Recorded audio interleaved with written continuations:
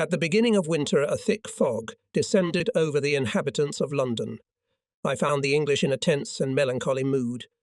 Of course, they were proudly thinking of the much-won air battle and of the fact that the danger of invasion was considerably remote. But while they were clearing away their ruins, cares and fears came upon them and their poor allies. Submarine warfare was raging. The English people watched with increasing anxiety as German submarines, airplanes, and German raiders at sea destroyed the ships on which depended not only the course of the war, but even the amount of rations. For ministers and departments, the main issue was the tonnage of the merchant fleet. The desire to increase the merchant navy became a constant and all-consuming preoccupation. The question of England's life and greatness was daily decided at sea. Active operations were beginning in the east, and the Mediterranean Sea, owing to the passing of Vichy to the enemy's side, was becoming inaccessible to the slow-moving English caravans of ships. Troops and armaments sent from London to Egypt had to circumnavigate the Cape of Good Hope, following a sea route half the circumference of the globe, and everything from India, Australia, and New Zealand also arrived in England only after a long voyage. On the other hand, the vast quantities of raw materials, armaments, and food imported by England for her industry, army and population could only be brought to her from America, Africa, or Asia. This required a colossal sea fleet, which made voyages over vast distances, with calls from port to port and requiring on the way a significant protection. Their final destination was the cramped ports at the mouths of the Mersey and Clyde. The anxiety of the English was heightened by the fact that they had nowhere to wait for support. Contrary to the hopes of many Englishmen, the bombing of their cities and the victory of the British Air Force did not force America into the war. True, in the United States, the public was hostile to Hitler and Mussolini. On the other hand, President Roosevelt, as soon as he was re-elected on November 5, intensified his efforts to force America into the war through diplomatic activities and public statements. But Washington's official position remained neutrality, however, as mandated by law. So during that bleak winter, the British were forced to pay in gold and currency for their purchases from the United States. Even the indirect support which the President, with exceptional ingenuity, gave them met with the frowning disapproval of Congress and the press. In short, the British, making payments necessitated by their needs, felt the approach of the moment when, for want of available funds, they would no longer be able to receive what they needed for the war. As for the USSR, her relations with Germany did not show any cracks.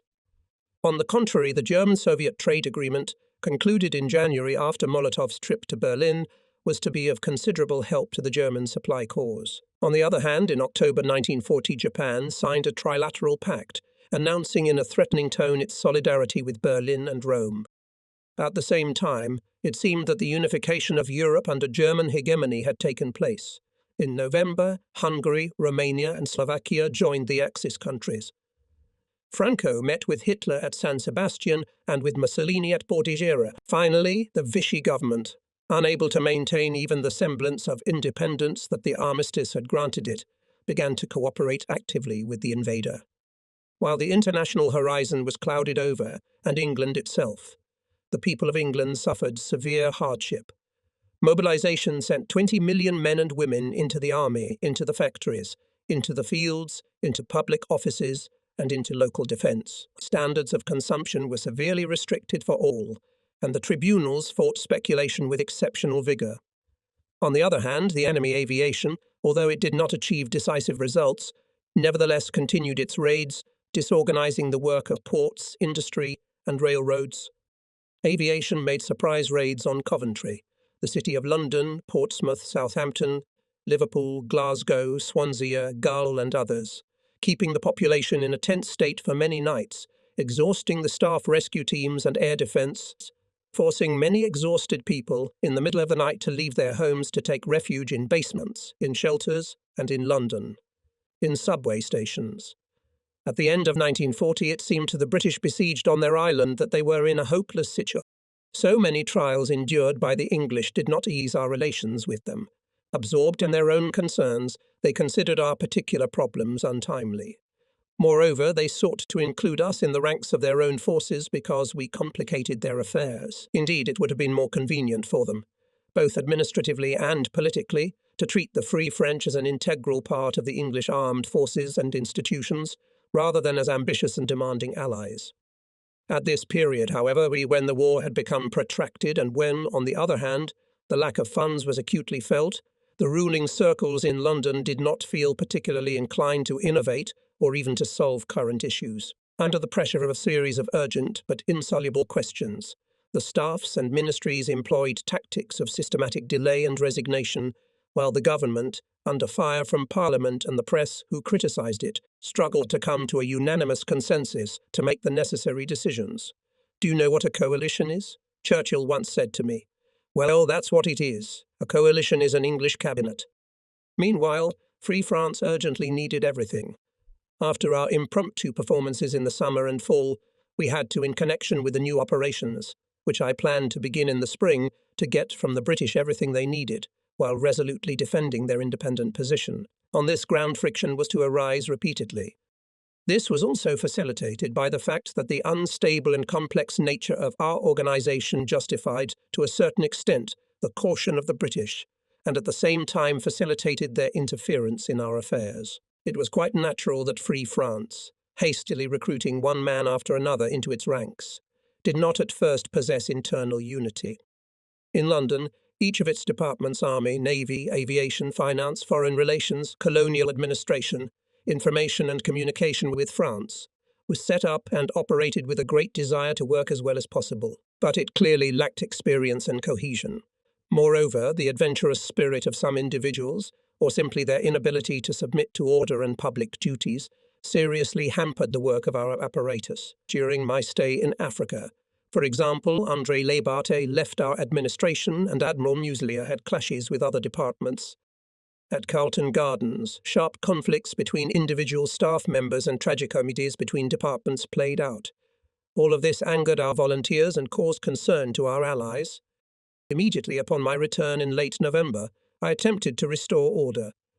But scarcely having begun to do so, I discovered the gross error of the British government, which had itself been misled by the intelligence service.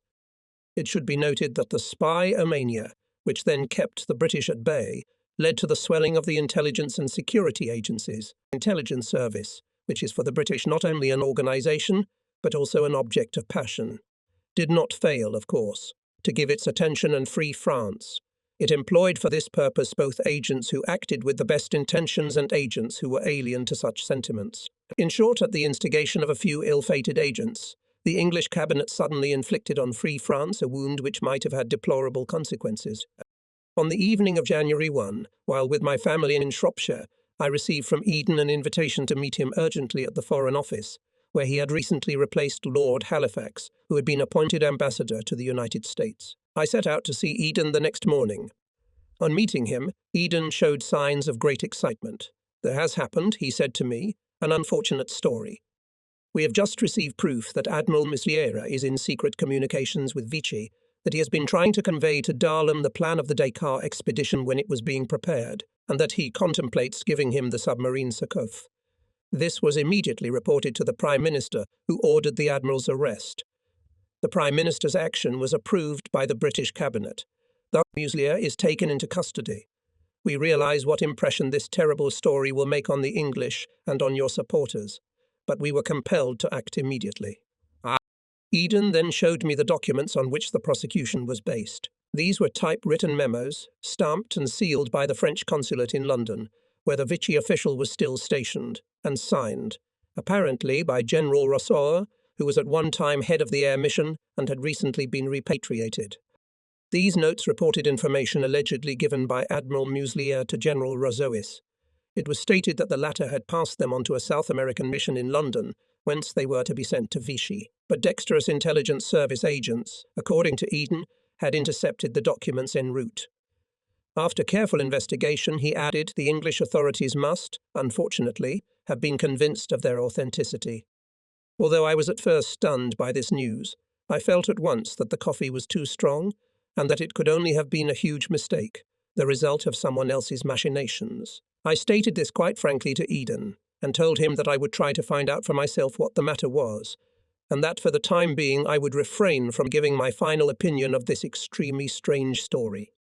At first, however, I did not allow even the idea that the case could have been staged with the knowledge of the British service, and saw in this case the hand of Vichy. Was not this time bomb manufactured and left in England by Vichy supporters? After 48 hours of investigation and reflection, I went to the English minister and stated to him as follows. The documents are highly suspicious both as to their contents and their alleged source. At any rate, it is not yet proof. Nothing can justify the insulting arrest of a French vice-admiral. The latter, by the way, was not even heard. I myself had no opportunity to meet him. All this cannot be justified in any way. For the present it is necessary at least that Admiral Muselier should be released from prison and treated with all respect until this dark story is cleared up. Eden, though embarrassed, still refused to accede to my demand, referring to the thorough nature of the investigation made by the British authorities. First in a letter, and then in a memorandum of report, I again protested. I paid a visit to Admiral Sir Dudley Pound, Sea Lord, and invoking the international solidarity of admirals, asked him to intervene in this disgraceful affair which had been framed against one of his brethren-in-arms. As a result of the measures I took, the position of the English authorities changed somewhat. Thus, I succeeded in obtaining a meeting with Muselier at Scotland Yard, not in a cell but in the Chancery without guards or witnesses, in order to show everyone and to tell him myself that I rejected the accusation of which he was the victim. Finally, a whole series of circumstances gave reason to believe that two subjects, who wore French uniforms and had been admitted, when I was in Africa, at the insistence of the English to our security service, were themselves involved in the affair. I summoned them to me and was convinced, seeing their confusion, that it was undoubtedly one of the fictions of the intelligence service. I made my firm opinion clear to General Spears, whom I invited to see me on January 8. I told him that I was giving the British government 24 hours to release the Admiral and make the necessary apologies to him, and that if this was not accomplished, all relations between Free France and Great Britain would be cut off, whatever the consequences. The same day an embarrassed Spears came to inform me that there had indeed been a mistake, that the documents were false, that the guilty had confessed and Muselier was being released from prison. The next day I was visited by the Attorney General, who stated that legal proceedings had been instituted against the authors of this criminal story, particularly against several English officers, and asked me to appoint someone on behalf of Free France to take part in the investigation and the trial, which, in the afternoon in Downing Street, Churchill and Eden, no doubt much annoyed, apologised to me on behalf of the English government and promised to restore Muselier's good reputation. I must say that this promise was fulfilled. Moreover, the relations between the English and the Admiral were soon completely changed, and even too much changed, as we shall see hereafter. I do not conceal that this unfortunate incident, which showed once more the unreliability of our position in the Allied camp, influenced my views as to what our relations with the English government should be in the immediate future. However, the consequences of this unfortunate event were not so bad, for the English, no doubt anxious to make amends, showed a greater disposition to discuss with us matters requiring solution.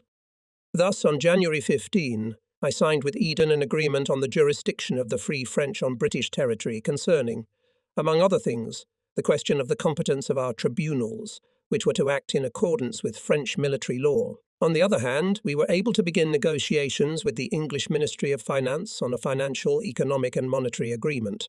The conduct of these negotiations, which ended on March 19, was entrusted on our part to Cassine, Pleven, and the problems which we had to solve in this field were reduced to the fact that it was necessary to put an end to this period when we were forced to find every possible means of subsistence. How could we, who had no bank, no money, no transportation, no means of communication, no trade representation abroad, ensure the integral existence of all the territories in Africa and Oceania that had joined us? How to maintain the armed forces of Free France, scattered in every corner of the globe? How to determine the value of the material and services which the English had provided to us and which we in turn had provided to them? The agreement provided that any settlement of accounts should take place in London between the English government and General de Gaulle, and not be settled with the French local authorities at will. At the monetary rate adopted, £1 sterling was equal to 176 francs. That is, the same rate was adopted as existed before the Vichy armistice. In accordance with the same policy, we established a little later the Central Treasury of Free France. This treasury was to make all monetary transactions, settlement of purchases, payment of salaries, etc., receive all contributions, receipts from our territories, advances from the English Ministry of Finance, donations from Frenchmen living abroad, etc.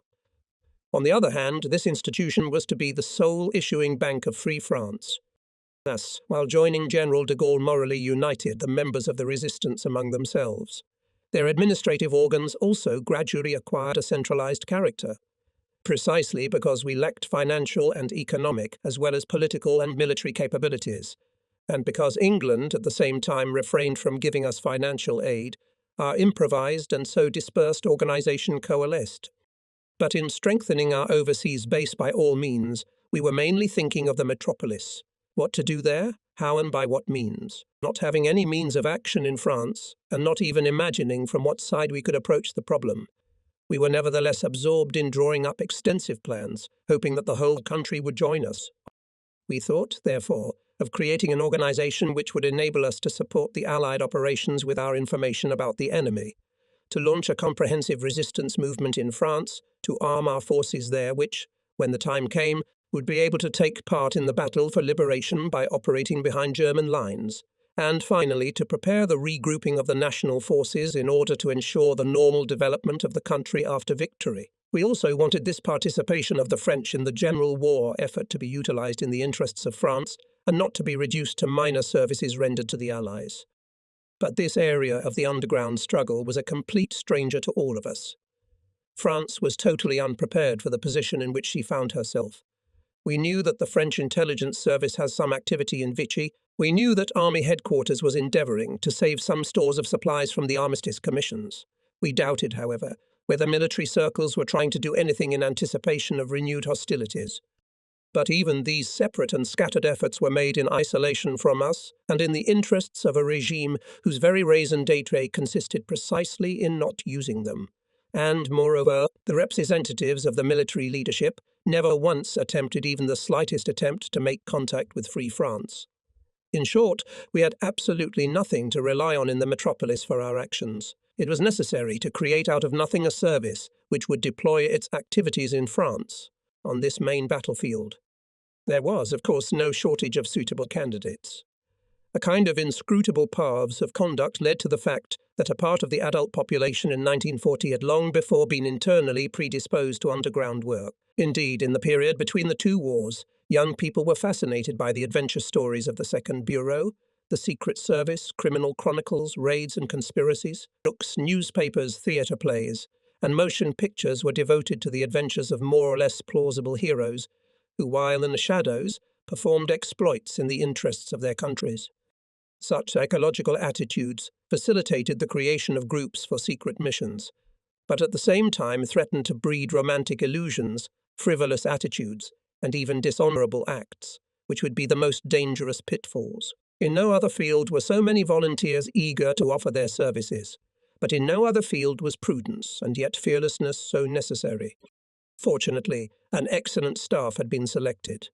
The organization was headed by Major de Vavron, alias Parsi. He was not prepared in advance for such an unusual mission.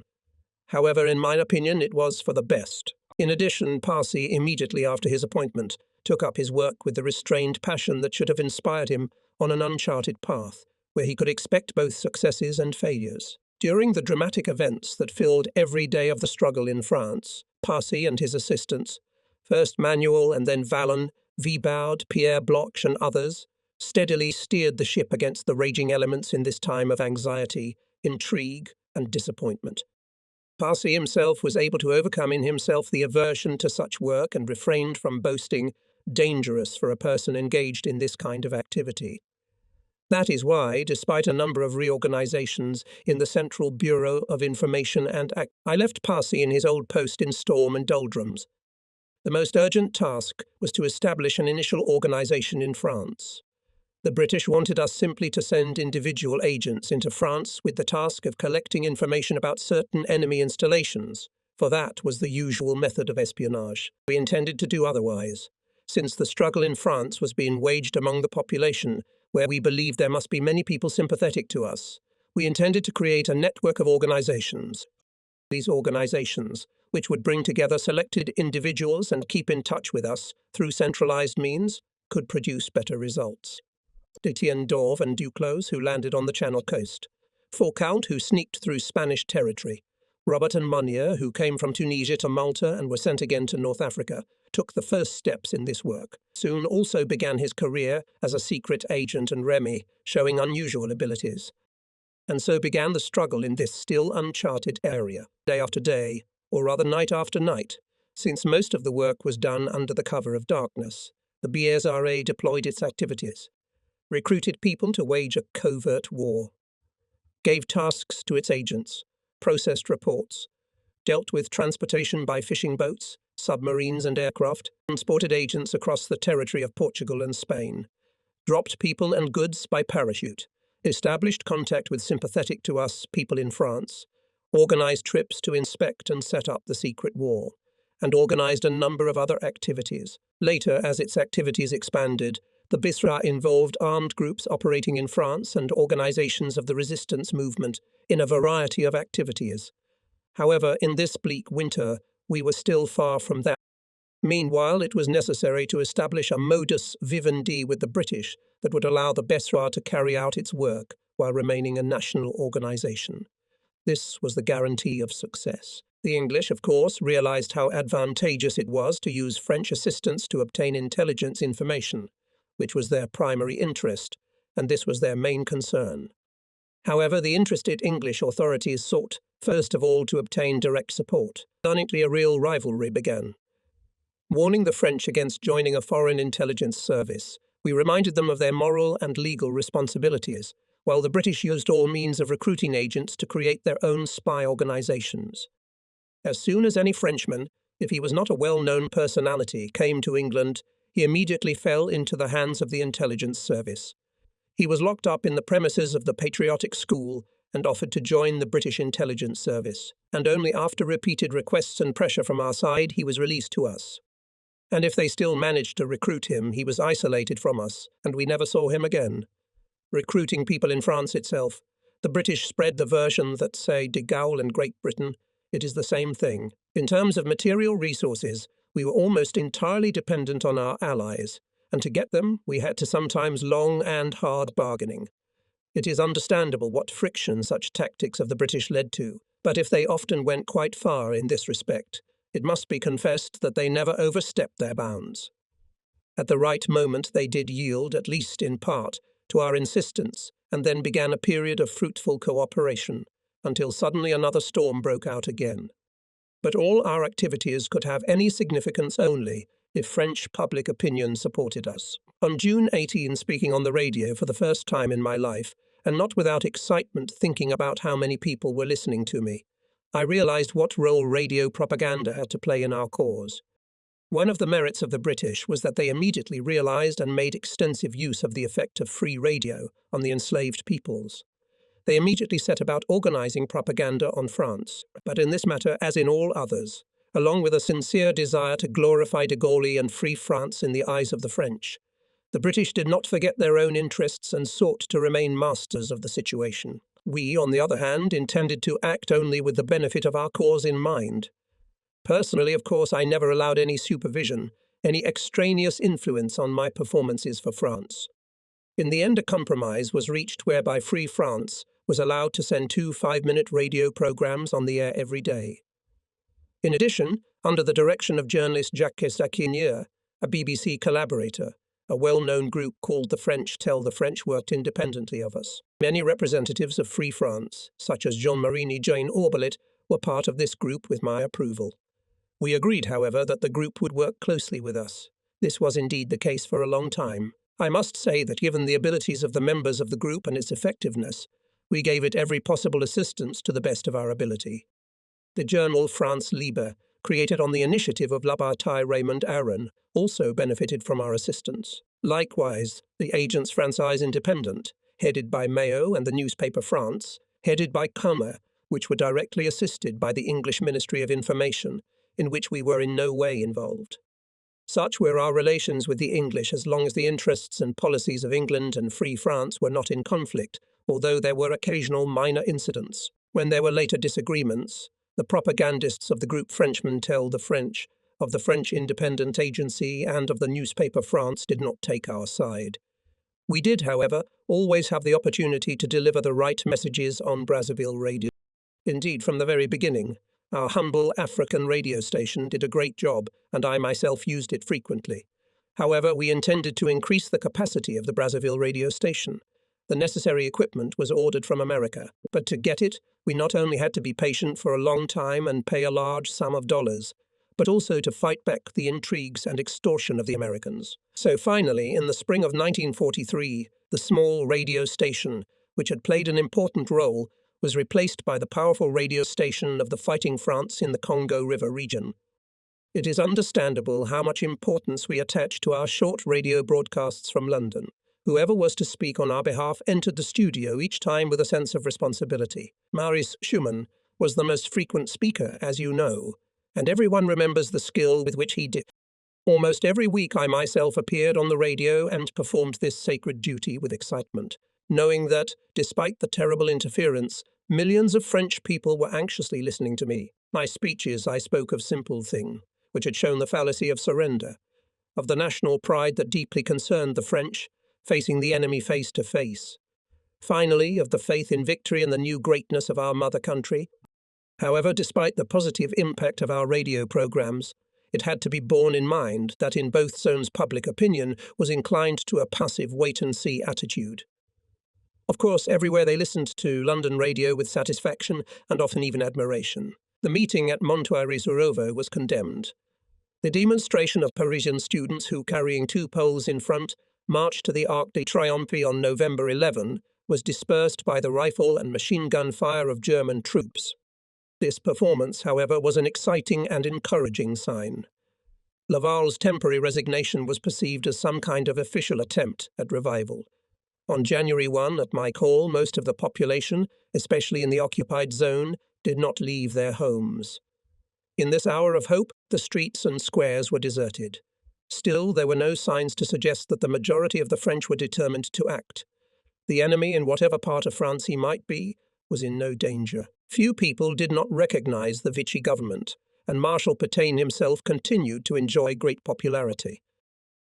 The movie we received, which was filmed during Pétain's tour of the major cities of central and southern France, served as vivid proof of his popularity. Most French people deep down hoped that Pétain was playing a double game, and that the day would come when he would take up arms. It was widely believed that we had entered into a secret agreement with him. In the final analysis, propaganda in itself, as always, did not matter much. Everything depended on the course of events. In the immediate future, it was above all a question of the battle in Africa, in which Free France was to take part. Beginning on July 14, I established direct communication with General Wavell, Commander-in-Chief of the British forces in the Middle East, and asked him to reduce to regular units some French units in his zone of operations and send them as reinforcements to General Le Gentilhomme in Djibouti. Then, when it became known that French Somalia had submitted to the armistice agreement, I secured Wavell's agreement that a battalion of Marines, which had joined us in Cyprus in June and was manned by Frenchmen from Egypt, should take part in the first British offensive in Cyrenaica on Tobruk and Derna. The hearts of many patriots in and out of France beat with joy when they learned that on December 11 Major Folio's valiant battalion had distinguished itself in the battle for Sidi Barrani. But the important task now was the transfer from Equatorial Africa to the Red Sea of one division. Unfortunately, a light division for combat operations. In the spring, however, the British command intended to strike a major blow in Eritrea and Ethiopia to destroy the army of the Duke of Aosta before other military operations on the Mediterranean coast. I wanted, regardless of any distance, the first French echelon to take part in this operation. On December 11 and 18, I gave the necessary instructions to Generals Lamin and Catros. The echelon under Colonel Montclair was to consist of a half-brigade of the Foreign Legion, a Senegalese battalion of the Chad Territory, a company of Marines, a tank company, an artillery battery, and service units. Side by side with the British were already fighting with a squadron of Spaga arrived from Syria in June 1940 under the command of Major Giorgio and several pilots, some of whom, led by Captain Dogia, came from Rayak, and others, led by Lieutenant Memon, from Tunisia. With Wavell's consent, I gave orders to organize the transfer of the Legion by sea to Port Sudan. Tanks and artillery were then to be brought by sea. The Chad Territory Battalion was sent to Khartoum in local light trucks. Despite the gloomy predictions of African veterans, it reached its destination without great difficulty and, under the command of Major Garb, entered the Battle of QB on February 20 and made remarkable gains. The Chad Territory Battalion, united with 4 other Senegalese battalions, was subsequently to form an imposing fighting unit. In addition, a French air group of Blenheim-type bombers, which had been delivered from England, was to be sent to Khartoum. Finally, the valiant messenger ship Savonian de Brazza and Commando Duboc were already on their way towards the Red Sea. How much greater would have been France's contribution during the Abyssinian battle if French Somalia, with a garrison of 10,000 well-armed soldiers, and with its port of Djibouti connected by railroad with Addis Ababa, had risen again to the struggle. Therefore, by hastily sending troops to Ethiopia, I endeavoured to draw this French colony to our side. After timid attempts to refuse to recognize the armistice, Djibouti did obey Vichy's orders. But perhaps the fact that a battle with the enemy was beginning in the area and that Frenchmen were arriving there to take part in it might have made a difference. In that case, Free French troops should have landed in Djibouti to join forces with the local garrison, and then a really large French force in close cooperation with British troops could have launched an offensive from there. And if, on the contrary, French Somalia did not go to unite with us, the expeditionary units of Free France would have to fight on the side of the British, counting only on their own forces.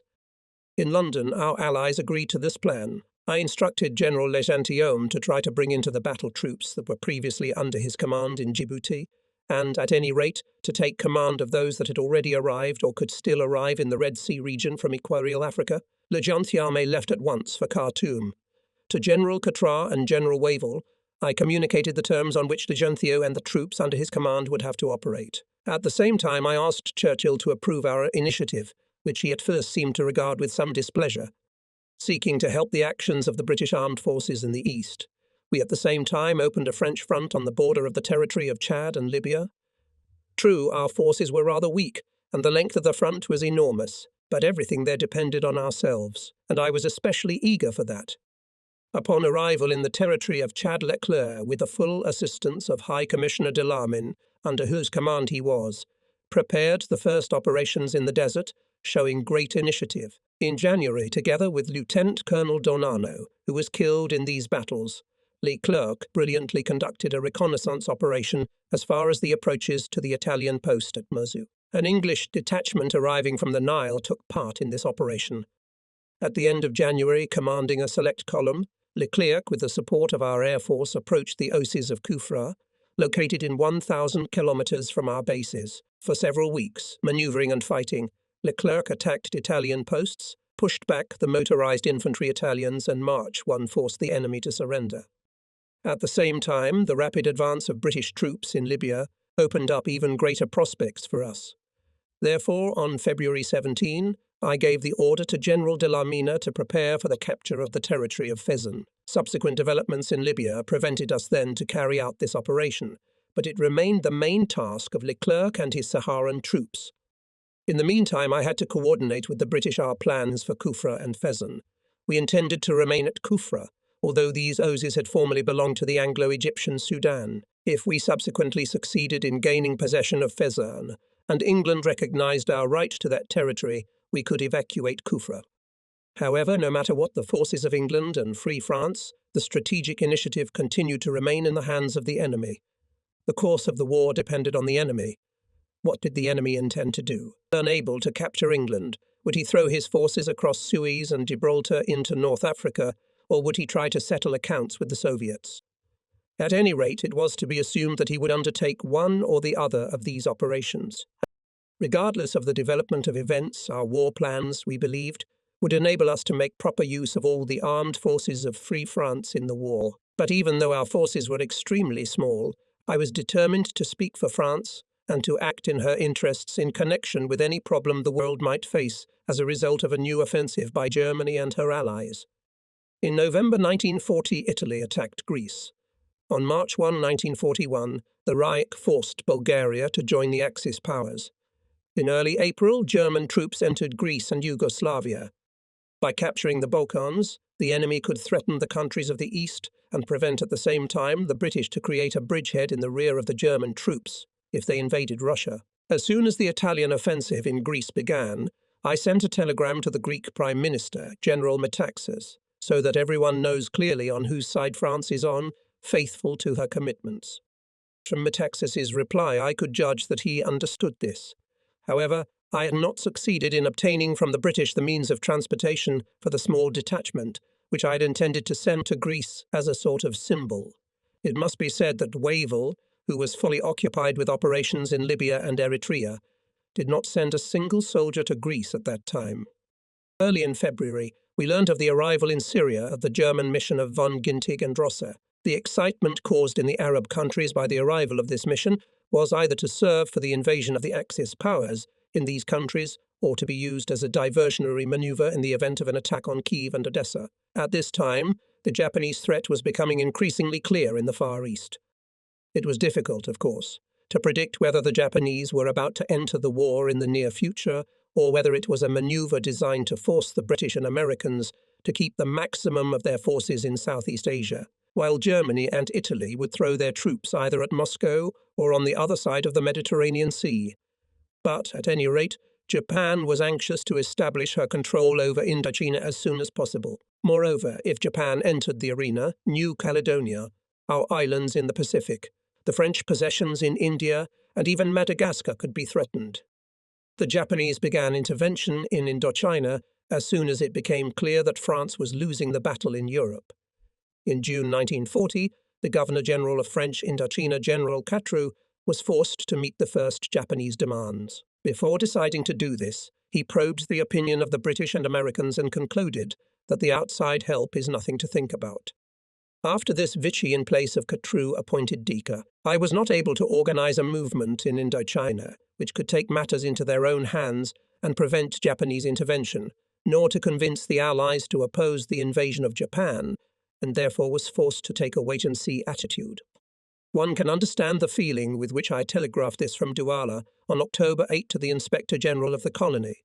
The Director of Finance in Saigon, Cazot, in response to his stirring message in which he reported the great sympathy of the majority of the population for Free France, and the fact that in the circumstances Indochina could not act as it would have wished. To me, steering a small vessel on the waves of the ocean of war, Indochina seemed then a huge, out-of-control ship, which I could not come to the rescue of until I had carefully prepared the means of rescue. As I watched that ship disappear into the fog, I made a vow to myself to steer it one day on the right course. In early 1941, Japan was inciting Siam to seize territory on both sides of the Mekong River and even Cambodia and Laos.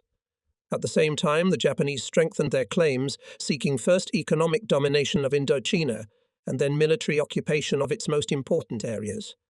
I was informed of all these important developments in London, not only by the British and Dutch, but also by the representatives of Free France, who were scattered all over the world. Chalmier, then Baron and Langlade in Singapore, Garraud Dombal in Washington, Egale in Shanghai, Vin and Tokyo, Boynak in Sydney, André Guibaud, then Wishan in Chongqing, Victor in Delhi. It became clear to me that many states were pursuing a very complicated and confused policy in this matter, due to circumstances, and that, at any rate, no one would help French Indochina to repel the Japanese. Free France itself, of course, did not have the means to do so. Vichy had such means, but being in complete subordination to the Germans, it could not use them. Although the British realized that one day the storm may break out and over Singapore, they still sought only to gain time, and their representative in Bangkok cared primarily about preserving friendly relations with Siam, not interested in the fate of the territories in the Mekong. The Americans were neither materially nor morally prepared, and therefore preferred not to intervene in the conflict. Under these conditions, we, for our part, did everything we could. First of all, we officially declared that Free France would not recognize any concessions that the Vichy government would make in Indochina. Furthermore, we did not create any movements within the country so as not to prevent the local authorities from resisting Japan and Siam if necessary. This by no means meant that our Indo-Chinese friends agreed with Vichy policies and tactics. We then combined our action in the Pacific with that of other powers whose interests were also threatened, and tried, though in vain, to obtain in the interests of Indochina the combined mediation of England, the United States and Holland. Finally, we organized with Australia and New Zealand for the defense of New Caledonia and Tahiti. In connection with this last problem, I met the Australian Prime Minister Menzies in March on his visit to London, and we settled the matter with that very judicious man on its merits. Governor Soto then negotiated with the Australians and concluded a very definite agreement on my behalf, taking every precaution against any possible encroachment on French sovereignty. We soon learned that Thailand had begun military operations in the Mekong Valley, and despite serious defeat on land and sea, it still succeeded in gaining the territories it sought through crude Japanese pressure in Saigon and Vichy, called mediation. Japan later took control of Indochina into its own hands. Not a single power with interests in the Pacific Ocean basin opposed this or even protested. From this point on, it was clear that Japan's entry into the World War was only a matter of time. As the need for joint action became clearer and clearer, relations between the French and the British became closer and closer.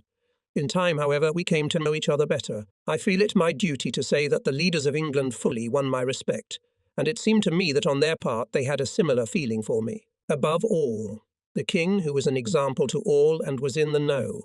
The Queen and all the members of the royal family were anxious to show me their favour at every opportunity.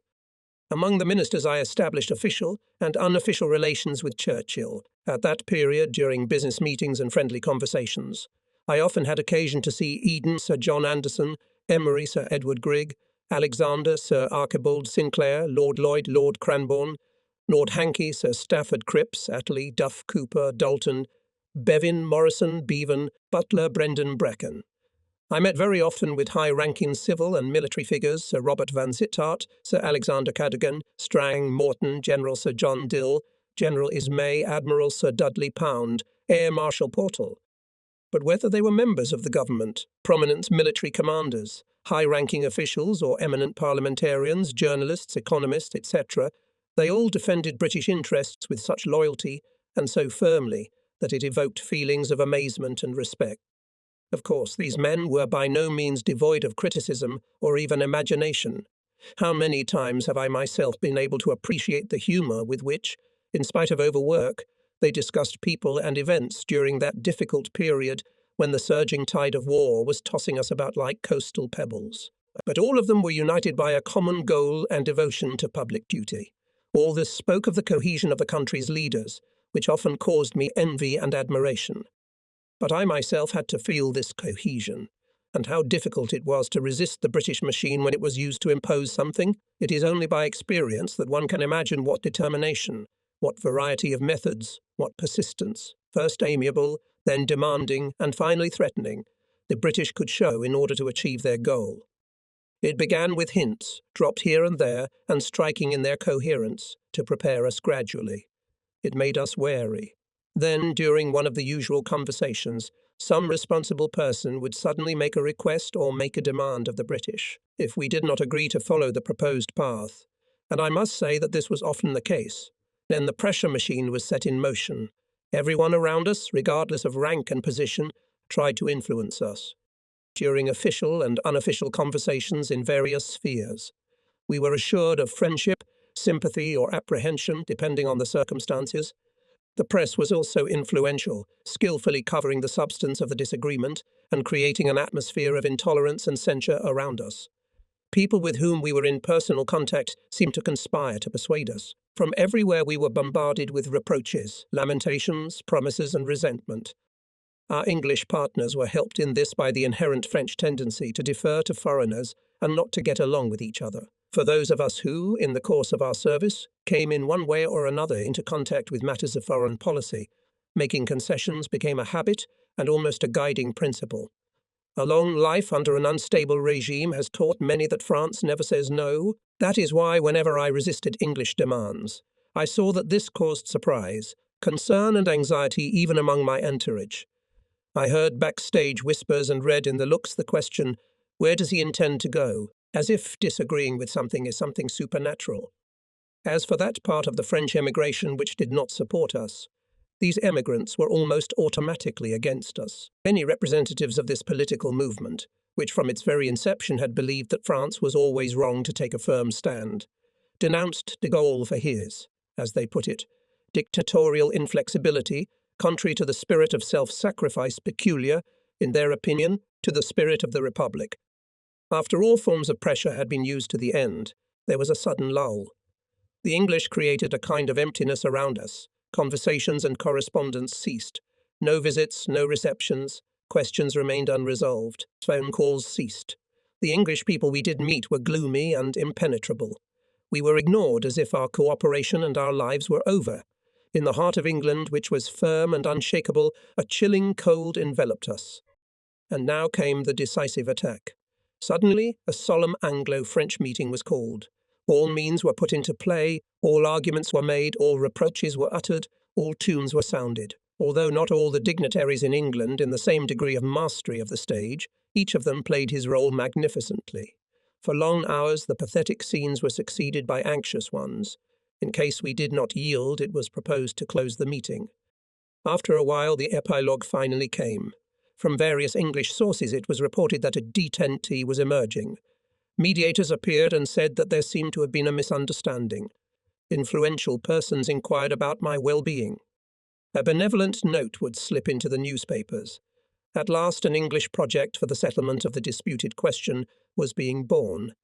This project was very similar to what we ourselves had previously proposed. As the terms became acceptable, the matter, at least outwardly, was quickly settled at a friendly meeting. Of course, in the excitement of the newfound agreement, our partners did not miss the opportunity to gain an advantage on occasion. Then the former relations were re-established, although the situation remained essentially unclear. For Britain was never quite resolved. At the beginning of March 1941, I had no doubt that the war would soon cause major clashes with the enemy in the East and Africa, stubborn resistance to Vichy and serious disagreements with our allies. Appropriate decisions had to be made on the spot, and I decided to go there. Before leaving, I spent the end of the week at Chequers with the Prime Minister, and he told me two things in parting. March 9, early in the morning, Churchill woke me up, and literally dancing with joy, reported that the American Congress passed the Lend-Lease Act, which had been discussed for several weeks. Indeed, there was much to rejoice about, not only because the participants in the war were now sure that they would receive the necessary military equipment from the US, but also because, turning, in the words of Roosevelt, in the arsenal of democratic countries, America was taking a huge step toward war. At the same time, wanting, no doubt, to take advantage of my good mood, Churchill made a second message to me. He said that you are dissatisfied with Spears as our chief of communications under you. Nevertheless, I earnestly ask you to keep him in that post and take him with you to the East. By doing so, you will be doing me a personal favour. I could not refuse, and so we parted.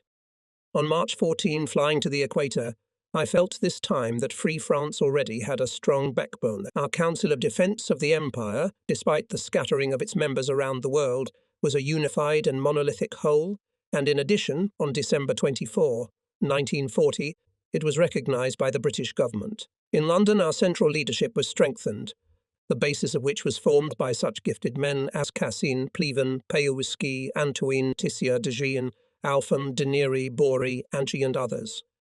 On the other hand, our headquarters were augmented by such experienced officers as Colonels Petit, Anginot, Dessonville, Brosset, Colonel Bureau, transferred from Cameroon, and Air Colonel Valen, who came to us from Brazil. In firm hands were the affairs in the East with Quatre, in Africa with Lamin, Garraud Dombale in the United States, Lidux in South America, Sousdel in Central America, d'Argentiu and de Martin Preval in Canada contributed greatly to the appearance of our representation in all parts of the New World.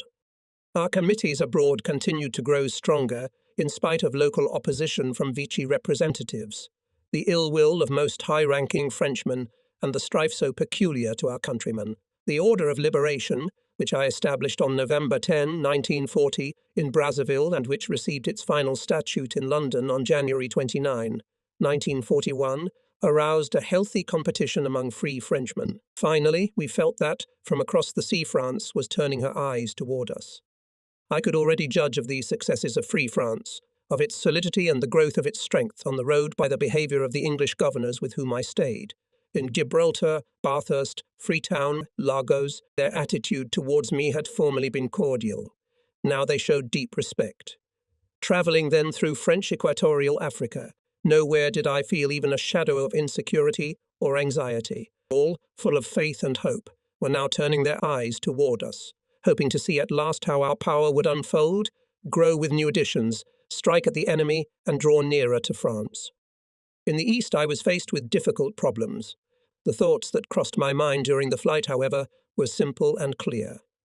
I knew that in a complex and confusing environment, important events were to play out in which I had to take part. I knew that the key to all Allied action was the Suez Canal, the loss of which would open the Axis powers to Asia Minor and Egypt, while possession of it would make it possible to organize an east-west offensive into Tunisia, Italy, and southern France. This meant that we must by all means participate in the battle for the canal. I knew that the war had inflamed and sharpened political, racial, and religious passions and aspirations both in the Tripoli, Cairo, Jerusalem, Damascus, Baghdad area, and in the Alexandria, Jeddah, Khartoum, Djibouti, and Nairobi area. I also knew that the Allies were endeavouring to undermine France's position and drive her out of the area. It was clear that France could not have maintained its position if it had behaved passively during this crucial period when everything was at stake. Here, as in other regions, it was our duty to act in place of those who did not. As for the means at France's disposal here, they consisted first of all of the active troops already at my disposal and the reserves that were being formed. In addition, we possessed the territory of Chad, which gave us the opportunity to deploy southward in Libya and also allowed the Allied Air Force to move aircraft from the Atlantic coast to the Nile by air, instead of transporting them by sea around the African continent through Cape Town. On the other hand, the Vichy government was losing some trump cards. The Levant, where the oil pipeline went and where the Free French Army was already located, the colony of Djibouti, and the squadron at Alexandria. If, for tactical reasons or out of necessity, I considered it possible at that time not to take any of these factors into account in the war. Even if I had taken into account that the wait-and-see attitude of the executors is often quite forgivable and is explained by their blind obedience, even this would not have changed my decision to subdue them as soon as possible. Before leaving London, I also consulted with members of the Council of Defence on what should be done if, in the face of an immediate threat to Germany, England and Turkey decided to take possession of Syria and Lebanon. In short, I was on my way to the east, determined to spare no effort to expand the war effort more widely on the one hand, and on the other to preserve France's position. I landed at Khartoum, the base of battle in Eritrea and the Sudan. This base was successfully commanded by General Plath, a vigorous and prompt commander who had shortly before knocked the Italians out of their position on the heights of Kieran. Colonel Montclair's brigade and Major Astier de Villet's air group distinguished themselves in this operation. Although General Le Gentilhomme had succeeded in establishing communications with the troops in Djibouti, they had not clearly defined their position, and Governor Noëllitas suppressed by all means, including capital punishment, the slightest desire to join Free France. To the Djibouti garrison to rejoin the war, it was not necessary to count on its voluntary accession. On the other hand, I had no intention of penetrating Djibouti by force of arms. There remained a blockade, capable, of course, of forming the colony which was supplied by sea from Aden, Arabia, and Madagascar. We never succeeded, however, in getting the English to do all that was necessary to organize a blockade. Of course, the English military command was in principle favourable to the transition to our side of the Vichy troops, which gave new reinforcements. But other English authorities with this was not in a hurry. I apparently thought, if the rivalry, which for 60 years has been nodding at the source of the Nile interests of Britain, Italy and France, will end with a complete victory of the British, and if after the final defeat of the Italians found that the French are passive and helpless, what an extremely favourable situation will be created for England. In this area, in Abyssinia, Eritrea, Somalia, Sudan. Is it worth giving up such a prospect for the sake of a few battalions from Djibouti to take part in a battle whose outcome is almost decided? Such a sentiment, quite widespread among the British, explains, in my view, why the Vichy authorities were able for 2 years to supply the colony of Somalia and keep it in pernicious obedience. The lack of armament of the French troops fighting in Eritrea gave their feat even greater significance. I headed for the troops, expecting to be there for 2 days, March 29 and 30. A French plane took me to the airfield at Agodat, and from there I arrived in the area east of Corinne, where our brigade, together with the Indian Division, occupied the left flank of the Allied forces. Our troops were magnificent. After the capture of Cube, they, by carrying out an operation to break through and cover the right flank of the Italian troops, made a significant contribution to the victory at Cairo. Lieutenant Colonel Jenin, who distinguished himself in this operation, was presented to me. To join us, he, having set out from Algiers, crossed Africa and immediately after his arrival entered the battle. Now you have seen, Zinine, how things are here. What do you think? If everybody on the other side could see it, everything would be all right. The day after my visit to the troops, General Platt was beginning his offensive, and the French brigade commander led his troops to Massoura, the capital and fortified point of Eritrea. After our units had captured Monteculo and Fort Umberto on April 7, the foreign legions swiftly entered Massoura, mingled with a crowd of disorderly retreating Italians, entered the port, captured the Admiralty, and Colonel Muselier accepted the surrender of the commander of the enemy's fleet on the Red Sea. In all, the French troops during the fighting captured more than 4,000 soldiers and officers, and 10,000 Italians surrendered at Massawa, pushed back into Abyssinia. The remnants of the Italian forces were now fighting only indiscriminate battles, but because French Somalia was left out of the fight, France was deprived of the decisive role her armed forces could play by moving right along the Djibouti-Addis Ababa railroad to where the Negus was to return. This could not but lead me to very sad conclusions. It was now necessary to transfer to another theatre of war the free French troops that were already engaged in fighting and those that were arriving. Pagliuski remained in place as military and political representative, with 1 battalion and a few airplanes at his disposal. The heart of the war was beating in Cairo, where I arrived on April 1, but it was beating unevenly. The situation of the British and their allies really seemed unstable, and this was explained not only by the development of military events, but also by the fact that the struggle of different political currents was boiling around. The local population indifferently watched the battle of the Western powers, but was always ready to capitalize on the defeats of one side or the other. Under these conditions, the conduct of the war in the East became very complex. The Commander-in-Chief of the British Armed Forces, General Wavell, fortunately a very judicious and cool-headed man, was confronted with a multitude of circumstances which often had a rather remote relation to strategy. In addition, the strategic situation itself was very difficult. At the beginning of April, Wavell was fighting on 3 fronts, and it cost great difficulty to supply the troops because of the enormous length of communications. In Libya, after brilliant successes that brought the British to the borders of Tripolitania, had to retreat. The loss of the whole of Cyrenaica, with the exception of Tobruk, was a matter of the immediate future. Despite the high qualities of the command, despite the courage of the soldiers, the troops had no experience of desert warfare, which requires mobility and swiftness of action in vast open spaces, in the sands, under the scorching rays of the sun. Here the war required endurance, because the exhausting thirst, chronic fever, and mosquitoes undergirded the soldiers at every turn. Rommel began to accompany the Luck just at the time when Wavell received from London order the government to withdraw from the front of a large part of its forces and send them to Greece. Meanwhile, on the Greek front, things were no better. True, the victories won in Eritrea and Abyssinia were some consolation. From the Arab countries, however, came alarming signals. Iraq was in turmoil. Egypt remained mysteriously silent.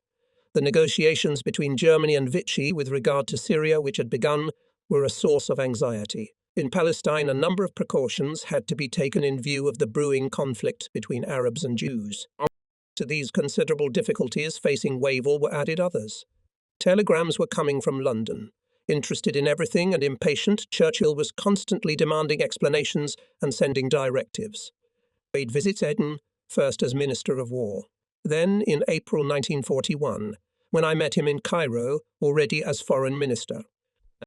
Independent of him was the Ambassador Semiles Lamison, who, because of his personal qualities and circumstances, was entrusted with a kind of permanent mission of coordination. In addition, the army operating in the East included a large number of contingents from the Dominions Australia, New Zealand, the Union of South Africa. The governments of these dominions jealously supervised the use of their troops.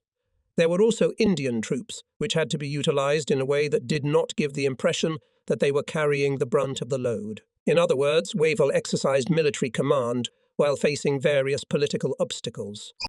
I must say that he met them with noble equanimity, and he did not even move his headquarters from Cairo, where these obstacles were encountered at every turn. Amid the bustle, noise, and dust of that city, in his cramped and stuffy office, Wavell was continually distracted by matters that had not the slightest bearing on his direct duties as a military commander. And then I arrived, full of determination to settle without delay, in the interests of France, the problems that directly affected the British, and above all the British Commander-in-Chief. Together with General Catriot, I ascertained our prospects. First of all, we were interested in the course of events in Syria and Lebanon. Sooner or later, we will have to head there. If we are there, France can make an important contribution to the overall effort. If we miss this opportunity, France will lose its position. Assuming that the Axis powers win, they will establish their dominance there. Otherwise, the British would take our place. It was therefore necessary to extend the influence of Free France to Damascus and Beirut at the earliest opportunity. When I arrived in Cairo, however, no such opportunity existed. There was nothing to hope that the army and the authorities of the Levant would themselves come out of the hypnotic state in which they were. The movement, which in June 1940 had sent entire columns to Palestine, had subsided. People took a wait-and-see attitude. In addition, in connection with the demobilization carried out by decree of the Vichy government after the armistice, a large number of officers and soldiers returned to France. In addition, from among the officials and military men who remained in service, many dégolates were sent home and even arrested on Vichy's orders. In other words, the movement which had been hoped for at the time of General Catriot's arrival at Cairo had died out, and the information we received from Beirut and Damascus gave no reason to hope that it might soon be revived. The French squadron at Alexandria was equally obstinate in refusing to take part in the struggle. After Admiral Godefroy had made an agreement with Andrew Cunningham to neutralize his ships, the battleship Lorraine, the cruisers Duguet, Trouen, Duquesne, Suffren, Tourville, the destroyers Basque, Forbin, Fortunet, and the submarine Prates anchored in the harbour. From time to time, some officers from the command staff and crews came over to our side. The rest of us, obeying Vichy's orders, were engaged in wartime in mutually persuading each other that the best way to serve the interests of occupied France was not to participate in the struggle. One day in April, as I was crossing the Alexandria roadstead on my way to Admiral Cunningham's ship, I was pained to see the fine French ships slumbering idly in the harbour, while here and there the ships of the English fleet were living a seething life of war. Considering, however, that the course of the battle in the Mediterranean could not but have an effect on the mindset of the commanders in Africa and the East, we tried to establish contact with them. In November, Catriot wrote to Weygand. Although I had little hope, I approved of this initiative. I myself repeatedly appealed on the radio with specific appeals, and on December 28, 1940, in particular, sect. All French commanders, without exception, regardless of the mistakes they have made, who have decided to bear the sword again, can count on the fact that we will cooperate with them without claiming any advantage. If French Africa rises at last to the struggle, we, a part of the empire, will form one with it. In January, I conferred with the members of the Council of Defence about our attitude toward Vichy, if it should suddenly rise to the struggle. I saw that they, too, were in favour of unification. On February 24, I wrote a letter to General Weygand in this spirit. In spite of his curses directed at me and the very unkind reception of my previous message, I urged Weygand to seize the last opportunity afforded him to join the struggle. I proposed to unite with him, and made it clear that, if he agreed, he could count on my help and respect. Moreover, Catriot did not miss an opportunity to send Admiral Godefroy proposals in the same spirit. Finally, in November, Catriot sent letters to Puot, High Commissioner in the Levant, to General Faugiers, commander of the troops, and to General Alabos, his deputy, if only to establish communication with them. These numerous attempts, however, produced no result. To our emissaries, Weygand replied that de Gaulle should be shot, that he was too old to act as a rebel, and that since 2/3 of France was occupied by the enemy, and the remaining third, which was worse, by Darlan's department, and considering that Darlan had established a constant surveillance on him, he could not do anything even if he wanted to. As for Admiral Godefroy, he responded favourably to Catriot's messages, but it went no further than that. Finally, Arlabos sent from Beirut to Catriot a correct but cold reply. Moreover, at the end of December, after the air disaster in which Kayapi died, Ambassador Puot was replaced by General Densem 149, an opportunist, always ready to strictly carry out any orders Darlan. Soon Fougiers was also deposed, and General Verdulec took command of the troops. Under these circumstances, we could only enter Syria if the enemy landed there first. In the meantime, the only thing left to do was to unite all the troops of Legentium and place them at Wavell's disposal for use in the hostilities in Libya. This I'd arranged with the English commander-in-chief. At the same time, I settled with Air Marshal Longmore 12199 the question of the establishment and use of our modest air force. I must say that our soldiers, as they arrived, made a splendid impression. Here in the east, shuddering under the blows of war, where the age-old glory of France was alive, our soldiers felt themselves at the top of their game. However, meeting the French with a special warmth and disposition, the Egyptians, apparently, wanted to emphasize thereby their dislike of the British. I myself had pleasant meetings with Prince Muhammad Ali, a relative and heir of the king, as well as with Prime Minister Seri Pasha and some of the ministers. Scientists, educators, specialists in ancient culture, representatives of ecclesiastical circles, businessmen, merchants, engineers, and employees of the Suez Canal. Most of them launched energetic activities to assist our troops. On June 18, on the initiative of Baron de Benoit, a teacher of Jugay, Minot and Bonito, an organization was formed which at once became a pillar of Free France. Some of our countrymen, however, kept aloof from this movement, sometimes going for an evening stroll in the Cairo Zoological Garden and passing by the French mission building, which was just opposite the Zoological Garden. I saw in the windows the wary faces of those who did not join me, but whose gaze nevertheless followed General de Gaulle.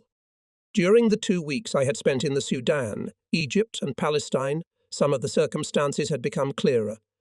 However, the main thing remained to be done, and I was powerless to do anything about it for the time being. Then I returned to Brazzaville.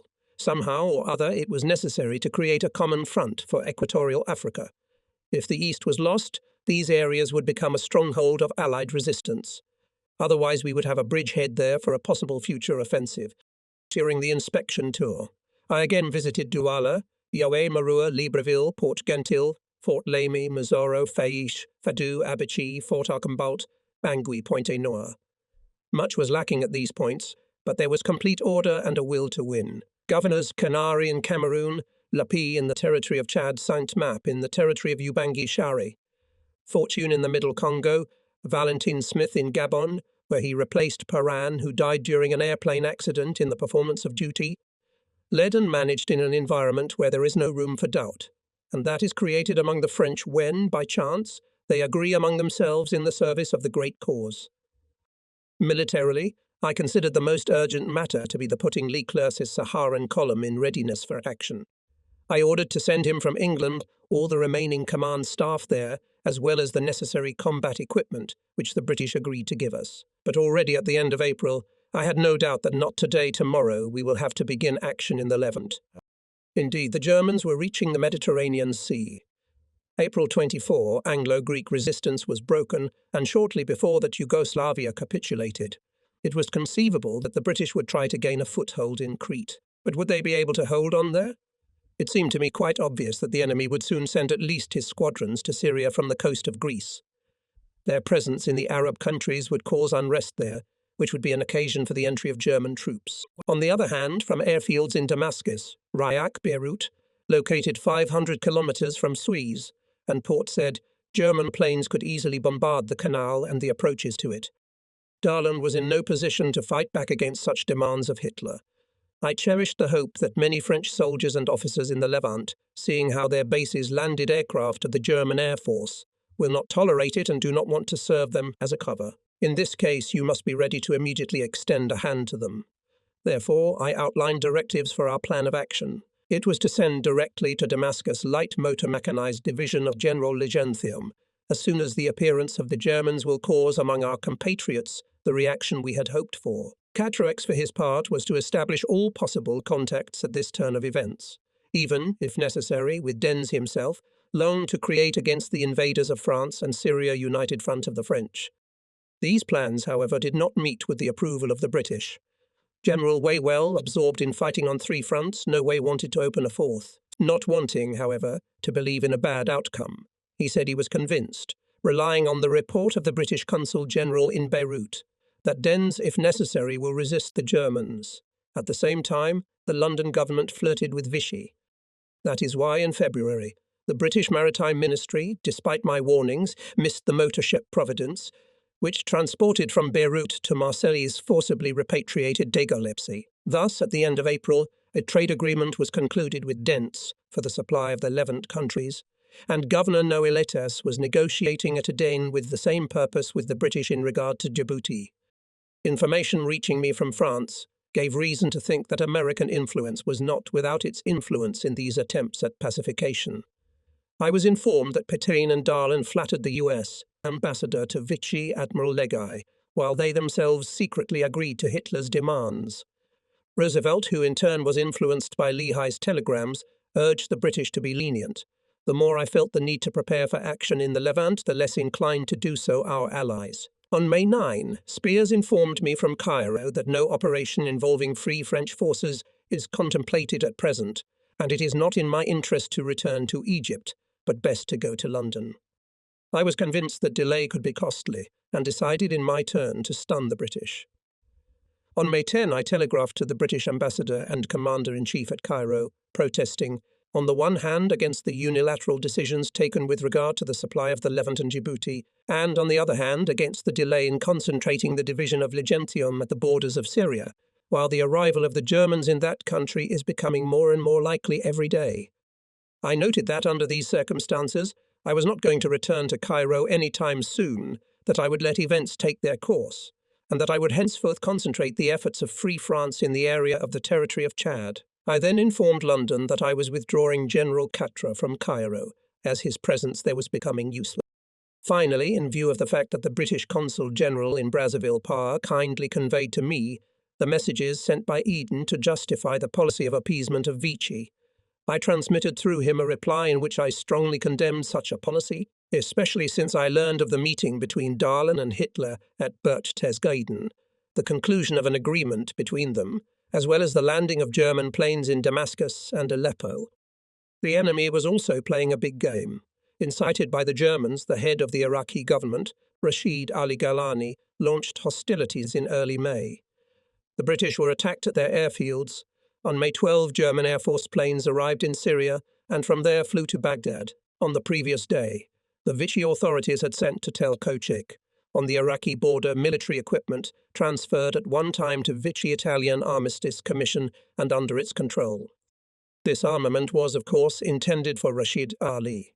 Dens, compelled by the English demand for an explanation, answered evasively, without, however, denying the fact. He said that if he had received an order from Vichy not to prevent the Germans from landing, he would have obeyed, which meant that such an order had already been given. Indeed, it became known that the areas of the coast where the enemy was to land had been mapped out in advance. The London Cabinet decided that under such circumstances it was best to agree to my point of view. An unexpected and radical turn took place. On May 14, on the one hand Eden, and on the other Spears, who was still in Egypt, explicitly told me so. Finally, Churchill in his message asked me to go to Cairo and not to recall Catra from there in connection with the upcoming military action. Very pleased that the English Prime Minister had taken such a stand, I replied to him in warm terms and for the only time in English. I could not, however, fail to draw from the behaviour of our allies in this matter the conclusions which suggested themselves. As for General Wavell, he had been ordered by the British government to take the military action which we had contemplated in Syria. When I arrived at Cairo on May 25, I saw that Wavell had already resigned himself to this order. It must be said that the loss of Crete and the disappearance of the Greek front somewhat facilitated at that time the activities of the British commander-in-chief. Meanwhile, in Syria itself, things were not going at all as we had supposed. Catrou at one time hoped to carry out our plan, throwing on Damascus only the armed forces of Free France. But we soon had to see that Vichy's collusion with the enemy did not cause a general movement of protest among the troops in the Levant. On the contrary, they took up positions on the frontier in order to resist the troops of Free France and its allies, while under their cover the Germans could move freely. Since Dens had more than 30,000 troops, well equipped with artillery, aircraft and tanks, not counting Syrian and Lebanese troops, our original plan to send to Damascus 6,000 infantry, 8 guns and 10 tanks, supported by 24 aircraft, and the expectation of getting help on the spot could not be realized in this form. The British were to participate in this operation. There was a real battle to be fought. We wanted this battle to be as little, fierce, and as long as possible. Everything in this case depended on the amount of money our friends from Beirut and Damascus reported to us. If numerous Allied troops enter Syria from all sides, everything will be reduced to minor operations for the sake of preserving honor. If, on the contrary, the troops of the Levant see that they are dealing with quantitatively insignificant and poorly armed forces, their professional ego will be affected and the fighting will be stubborn. Accompanied by General Ketru, I met Wavell repeatedly and talked with him on the subject.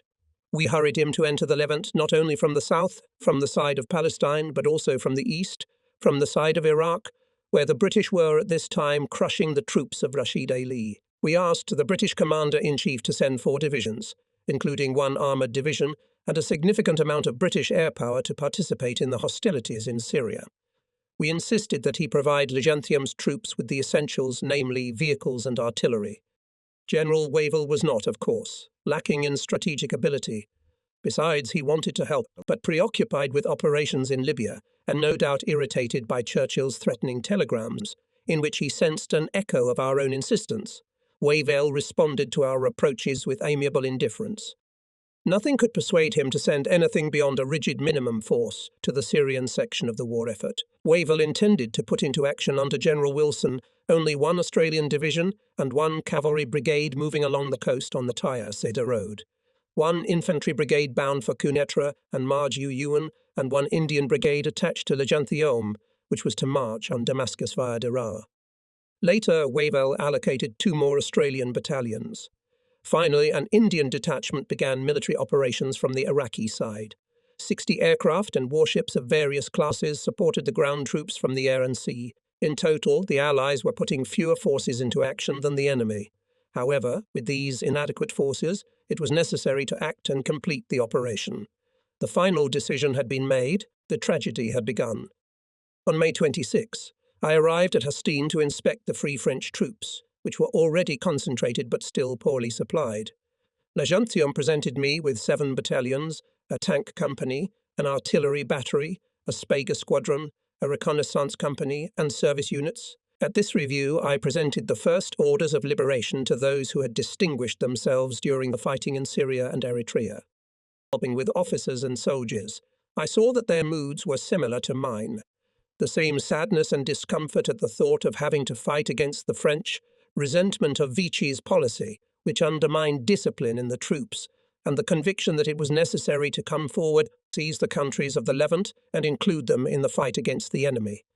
On May 21, Colonel Collett, an officer of great experience and legendary courage, commanding a group of Circassian squadrons, crossed the border with part of his units and joined us. On June 8, British and Free French troops, having unfurled the Allied banners, began to advance, having been jointly ordered by Wavell and Catru to use their weapons only if fired upon. For several weeks, the radio station established in Palestine transmitted the speeches of Captains Schmittel, Collet, and Repiton, addressing friendly reproaches to our countrymen, in whose person we were heartily unwilling to meet our adversaries. In the meantime, we had to proceed to action. In my public declaration, I dispelled the weight of doubt on the subject. This determination to take action as soon as possible, and to settle the question once and for all, strengthened in me the more strongly the more there were signs of an imminent offensive by Vichy and, perhaps, by the Axis powers against the territories of Free France in Africa. According to our information, during conversations in Berchtesgaden, May 11 and 12, Hitler demanded from Darlan to put at the disposal of Germany Syrian airfields and ports, to ensure that German troops, aircraft and navy to use Tunis, Sfax and Gabes to reclaim the territories of Equatorial Africa by Vichy forces. True, our informants pointed out that Weygand refused to open access to the Germans in Tunisia and launch an offensive in the territory of Free France, saying that his troops would refuse to carry out such an order. But if Hitler had settled on this plan definitively, what would have meant the protest of Weygand, who in the end, unwilling to fight, could do nothing else but raise the question of his resignation at one of the meetings with Marshal Pétain. So we were prepared to repel a possible attack. Lamina, taking advantage of the fact that the news of the arrival of German planes in Syria impressed some circles in Dahomey, Togo, Nigeria, and the Ivory Coast, intended to enter there at the first opportunity. I, for my part, gave him instructions as to how to proceed. the British government in response to my question as to what it would do in the event that Vichy, with or without the direct support of the Germans, attempted to initiate military action. For example, against the territory of Chad, replied through Eden that it would help us to repel an attack, with all the means at its disposal. Finally, we did everything necessary to interest the Americans directly in the security of the African territories of Free France.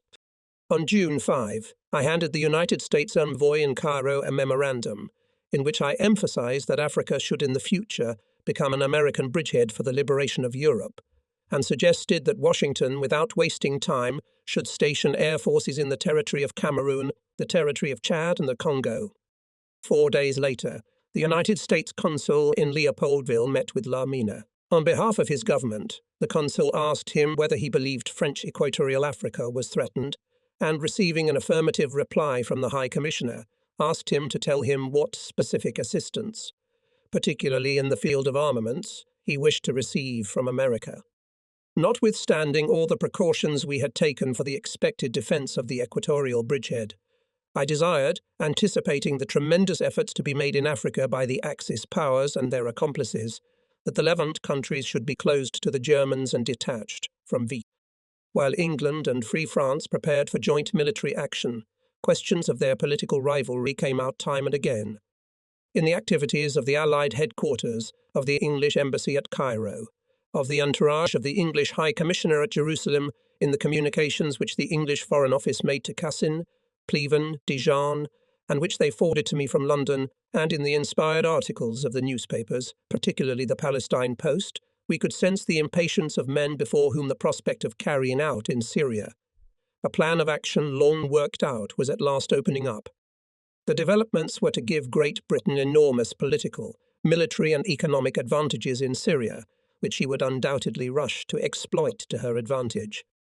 All the more so because, having established ourselves in Damascus and Beirut, we would not have been able to maintain the status quo ante there. The catastrophe of 1940, the surrender of Vichy, and the actions of the Axis powers had caused such upheavals that Free France had to adopt a new position in relation to the Levant states, in accordance with the changes that had taken place and the new circumstances. We also believed that France would not retain a mandate over these countries after the end of the war. Even if it wanted to do so, it would undoubtedly be prevented by the movements in the Arab countries and the demands of the international situation. Therefore, only independence could realistically and rightfully replace the mandate. At the same time, the interests of France and its historical prerogatives had to be preserved. However, the treaties concluded in Paris in 1936 with Lebanon and Syria pursued exactly such goals. These treaties, despite the delay in their ratification, were a fact which we, in common sense and in view of the circumstances, could not ignore. That is why we decided that by entering the territory of Syria and Lebanon, Free France would declare its desire to end the mandate regime and conclude treaties with states that would gain sovereignty. As long as war continues in the East, we will naturally retain in the Levant countries the supreme authority and responsibilities of the country that has a mandate over these territories. Finally, since the territory of Syria and Lebanon is an integral part of the theatre of war in the Middle East, where the British have a vast superiority of means over us, we will agree to have their military command exercise strategic direction of military operations directed against the common enemy. However, it soon became clear that this would not satisfy the British. Their action was directed from London by highly influential bodies, carried out on the spot by a group of men devoid of scruples, but with large means, approved by the Foreign Office, which sometimes bemoaned it, but never expressed its negative attitude. They were supported by the Prime Minister, whose ambiguous promises and feigned emotions were misleading as to his intentions. All this was intended to secure everywhere in the East the leadership of Great Britain. In pursuing its policy, England intended by veiled or crude methods to take France's place in Damascus and Beirut. Striking a price for themselves was the technique which the English were going to use in their policy, endeavouring to insinuate that any concession on our part to Syria and Lebanon was only the result of their kind mediation. They would begin to incite the local rulers to make ever-increasing demands, and then support the provocations engendered by such a policy. At the same time, the English would try, by making the French look unfavourable, to turn local and international public opinion against them, and thus divert from themselves the popular discontent caused by the English policy of claiming other Arab countries. Hardly had the joint decision to enter Syria been taken before the intentions of the English were at once revealed. As Cairo was preparing his draft Declaration of Independence, Sir Miles Lamison demanded that the declaration should be proclaimed simultaneously in the name of England and Free France. I naturally opposed this. Then the English ambassador insisted that the text of the declaration should state that our promise was backed by English guarantees. I rejected this demand too, on the ground that the word given by France did not need foreign guarantees. June 6, on the eve of the Day of the Troops, Churchill sent me a telegram in which he expressed his friendly wishes and insisted that this notorious guarantee is extremely important. I thanked him for his friendly wishes, but did not answer the question about the guarantee. It was not difficult to see that our partners wanted to create the impression that if Syria and Lebanon gained independence, they would owe it to England. This would enable the English to take the position of arbitrator between us and the states of the Levant. In the end, the Cairo Declaration remained as it should have been. As soon as Cairo proclaimed it, however, the London government separately and in its own name issued another declaration. The military campaign which we were to launch evokes terrible memories in my mind. I have fresh in my mind my flights between Jerusalem, where my headquarters were, and our brave troops as they advanced towards Damascus. I remember visiting the wounded in the French-English field hospital of Mrs. Spears and Dr. Frouchot. As I learned that many of our best soldiers were dying on the field of battle, that General Legentiabien was severely wounded, that Colonel Jenin and Captain Third-ranked Ditrulilat were killed, and that Majors Chevignier, de Boissoudy, and de Villotray were severely wounded, and that, in addition, a large number of gallant officers and soldiers were fighting bravely on the other side and dying by our fire. That on the 9th and 10th of June, on the Litani River, on the 12th of June at Kisua, and on the 15th and 16th of June at Tunitrai and Eritrea, many French soldiers of both camps and their English allies fell in fierce fighting. I had a mixed feeling of respect and compassion for those who opposed us for reasons of honour. While the enemy had Paris under his boot, led the offensive in Africa, penetrated the Levant, the courage shown and the losses in this fratricidal war, which Hitler imposed on the military leaders who fell under his yoke, seemed to me a monstrous waste of French forces. But the more sorrowful clutched my heart, the more strengthened in me the determination to put an end to it. The same feelings, however, are felt by all the soldiers of Free France, of whom it may be said that not one of them will waver. The same is felt by our compatriots in Egypt, who, at a meeting in Cairo on the occasion of the first anniversary of June 18, greeted my speech with unanimous approval. On that day it was hoped that Dens intended to put an end to this odious struggle. Incidentally, in this struggle he no longer had any hope of a favourable outcome. Indeed, it became known that Benoit Michel, sent by the Vichy government to Ankara to obtain permission from Turkey to deliver reinforcements bound for the Levant through Turkish territory, had been refused. On the other hand, the defeat of Rashid Ali in Iraq and his flight to Germany on May 31 opened the way for the Allies to Syria through the desert and the Euphrates. After that, the Germans were no longer in a hurry to send new military units to the Arab countries. On the contrary, the airplanes sent there earlier were transferred to Greece. 2 French air squadrons, which arrived from North Africa via Athens, where the Germans supplied them with everything they needed, were the only reinforcements that had arrived in the Levant since the beginning of hostilities. Meanwhile, we received a message from Washington that on June 18, the political director of the High Commissioner of the Levant, Conti, asked the U.S. Consul General in Beirut to urgently ask the British what conditions they and the would consider acceptable for the cessation of hostilities. Foreseeing the consequences of such an appeal and as a precautionary measure, on June 13, I informed Churchill on what basis I thought an armistice could be concluded. At a meeting at Sir Miles Lampson's on June 19, at which Wavell and Catters were present, I drew up in the same spirit a text of terms. They seemed to me satisfactory to us and acceptable to our adversaries. The agreement, I wrote, should be based on the following: honourable conditions for all military and civil officials, guarantees of the rights and interests of France in the Levant by Great Britain, and the exercise of French representation in the Levant by the Free France authorities. I emphasised that all military and civilian officials who wish, as well as their families, may stay and the rest will be repatriated. But I added that the Allies reserve the right to take steps to ensure that everyone has genuine freedom of choice. Finally, to refute the rumours that were being spread by Vichy, I stated that I have never put on trial those of my comrades in arms who fought against me in obedience to orders received, and that I do not intend to do so in this case either. Such were for the most part the stipulations immediately adopted by the British, which were urgently telegraphed to London to be communicated to Washington, and thence to Beirut. So I had an unpleasant feeling the next day when I familiarised myself with the exact text which the British government eventually sent to Beirut. It did not at all resemble the one to which I had put my signature. There was no mention of Free France. It was as if Dentz had been asked to hand Syria over to England, nor were the reservations I had insisted on to prevent the mass and forced repatriation of soldiers and servants from the Levant. Meanwhile, it was necessary for me at all costs to keep them in place in as large a number as possible. I therefore sent Eden a categorical protest, and warned him that I would adhere to the terms worked out on June 19 and would not recognise any other. This warning, as will be seen hereafter, played its part. For what reasons did the Vichy authorities delay for more than 3 weeks? The question of negotiations aimed at ending hostilities, although they themselves had taken the first steps. Why, it is asked, was it necessary to continue for so long the hostilities, which could not change anything and only increase the losses on both sides? I believe that the only explanation is the fact that the German offensive against Russia had begun. On June 22, the day after the US Consul General in Beirut handed the British reply to the High Commissioner, Hitler threw his armies on Moscow. Under such circumstances, he was clearly interested in stranding most of the Allied armed forces in Africa and Syria. In Africa, this was taken care of by Rommel. In Syria, this task was performed by the unfortunate French troops.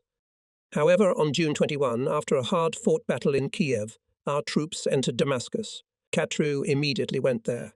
I myself arrived there on June 20. During the following night, German planes bombed the city, and during the bombing in the Christian quarters of Damascus, hundreds of people were killed. Thus the Germans proved their cooperation with Vichy. However, barely had we arrived in Damascus, as from all sides, from Goran, Jebel Druze, Palmyra and Jezaya, began to come alarming reports about the behaviour of the British. Not a moment was to be lost. It was necessary to show that the defeat of Vichy cannot serve as a pretext for pushing France into the background. It was necessary to immediately strengthen our authority. On June 24, I appointed General Catrous my general and plenipotentiary representative in the left. In a letter addressed to him, I defined his functions thus: to direct the restoration of the internal political and economic situation, and to bring it as far as the conditions of war permit to a normal level, to negotiate with the rightful representatives of the population the conclusion of treaties establishing the independence and sovereignty of the countries of the Levant, as well as the alliance of these states with France, to provide for the defence of the territory against the enemy, to cooperate with the Allies in the conduct of military operations in the East. Until the treaties contemplated came into force, General Catrous exercised all the authority and all the responsibility of the French High Commissioner in the Levant. As for negotiations, they were to be conducted with governments approved by constituent assemblies, truly representative of the whole mass of the population and convened as soon as possible. The starting point for negotiations should be the 1936 treaties. In this way, the mandate entrusted to France in the Levant would be carried through to the end and France's mission would continue. During my stay in Damascus, I received representatives of every political, religious and administrative grouping without exception, and there were many of them. In spite of the usual Oriental caution, it could be seen that France's authority in our behalf was recognized unreservedly. Our role was considered decisive in the failure of the German plan to gain a foothold in Syria. Finally, we alone were expected to resume the activity of the organs of state and to form a new government. General Catrous, who had an excellent knowledge of the people and the state of affairs in the country, took measures to ensure order, supplies and medical care, but was in no hurry to appoint ministers. The drama, however, was drawing to a close. On June 26, Leganthium, who, despite his severe injury, continued to command troops, took possession of Nebkom and on June 30 repulsed a fierce counterattack. On July 3, an Indian column, coming from Iraq, crossed the Euphrates on a bridge at Deir ez-Zor, which survived apparently not by accident, and advanced toward Aleppo and Homs. On July 9, moving along the coastal road, the British reached Dama, and further east, Ezin. On July 10, Dens sent his planes and warships to Turkey, where they were interned. He then requested a ceasefire, which was immediately granted. It was agreed that plenipotentiaries from both sides would meet in 3 days at Saint-Jean-d'Acre. Many things made me think that the result of this meeting might not be in the interests of France.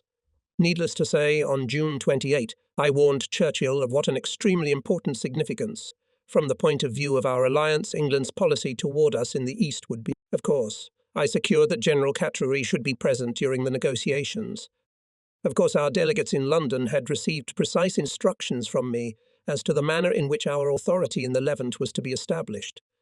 They were to be guided by them during the negotiations, but the terms formulated in due course by Eden for the armistice with Dents, the mood prevailing in English institutions, and the fact that the loyalist Wavell, who had been appointed Viceroy of India, had just left Cairo, and that his successor Auchinleck had not yet entered upon his duties, which presented a free field of activity for all who had sympathies with the Arabs. All left no doubt that the agreement would prove unsatisfactory. In the end, a truce was concluded between Wilson and Verdillac. I had no other means of limiting the disastrous consequences of the truce than to go away, take up a convenient position somewhere, and then suppose an agreement which bound me to nothing, and which I could at the first suitable opportunity overturn. Such a convenient position was Brazzaville. I remained there while a document was being drawn up at Saint-Jean-d'Acre, the content and form of which surpassed all my worst fears. In essence, the text of the agreement meant the complete cession of Syria and Lebanon to the British.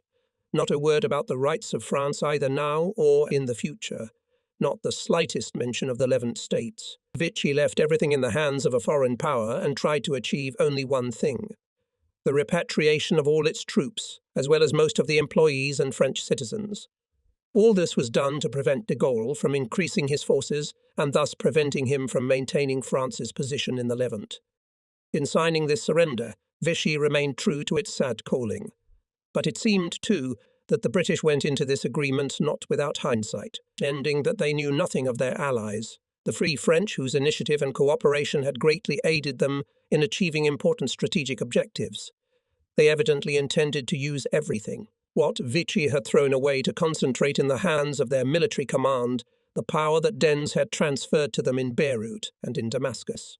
In addition, the British agreed to the speedy evacuation of Vichy troops from the Levant. Under the terms of the agreement, these troops were to be concentrated under the command of their chiefs and loaded on ships to be sent by Darlan. Moreover, the Free French were forbidden to make any contact with them or to attempt to induce them to take their side.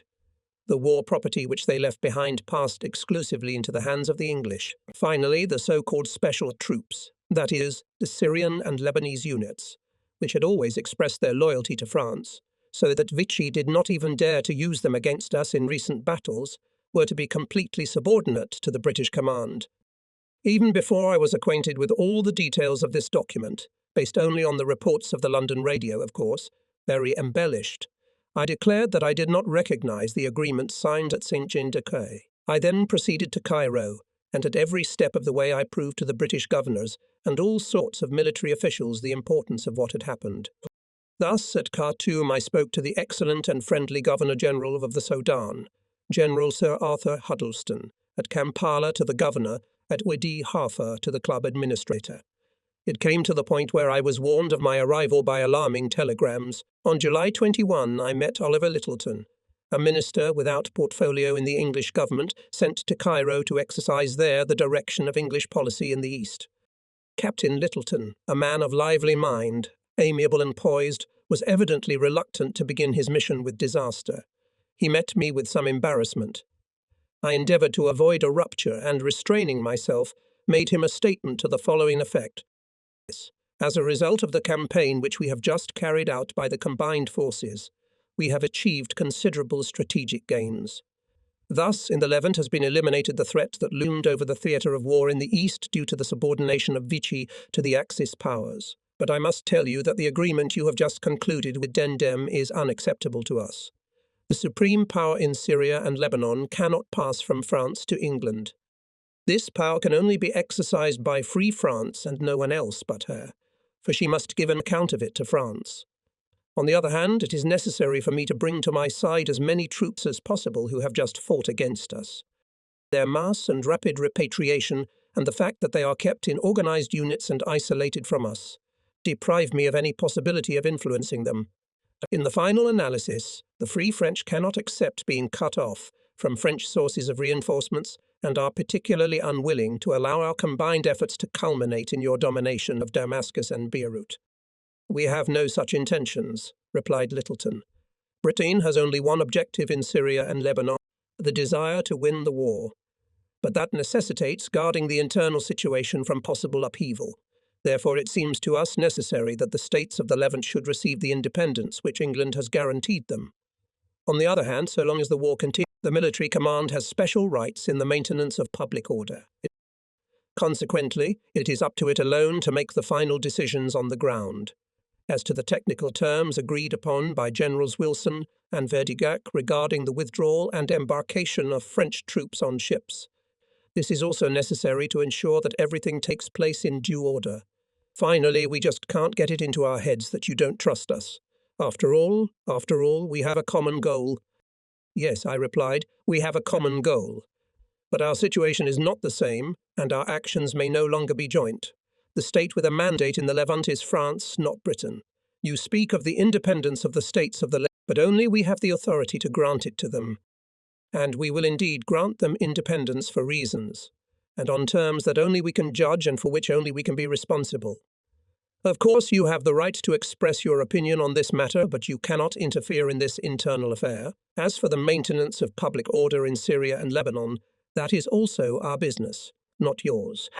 Nevertheless, objected Littleton, by our agreement of August 7, 1940, you recognized the leading role of the British command.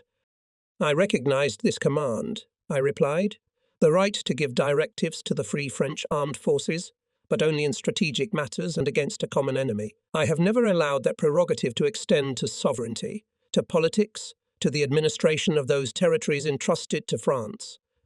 When one day we land in France itself, would you also invoke the rights of the English command to claim to govern France? At the same time, I must repeat to you that I insist that we should be given the opportunity to enter into communication with those French elements who have served under Vichy. However, this is also in your interest. It would be utterly absurd to evacuate battle-scarred troops. One day we will meet them somewhere in Africa or elsewhere.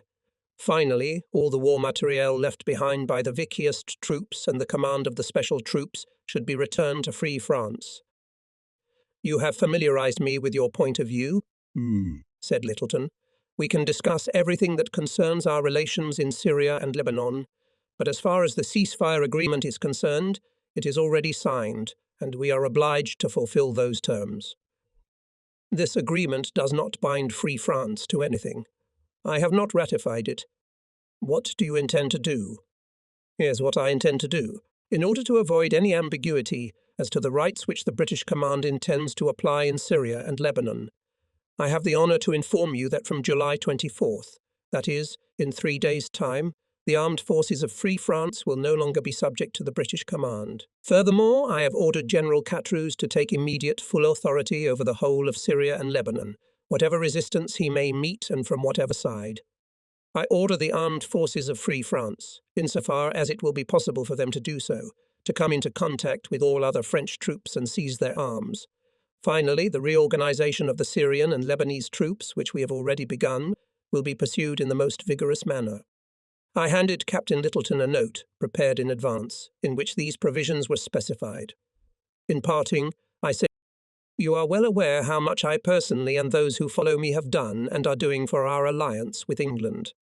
You can well understand, therefore, how much we would regret if we saw our alliance weakening, but neither we nor those in our country who place their hopes in us can allow this alliance to act to the detriment of France.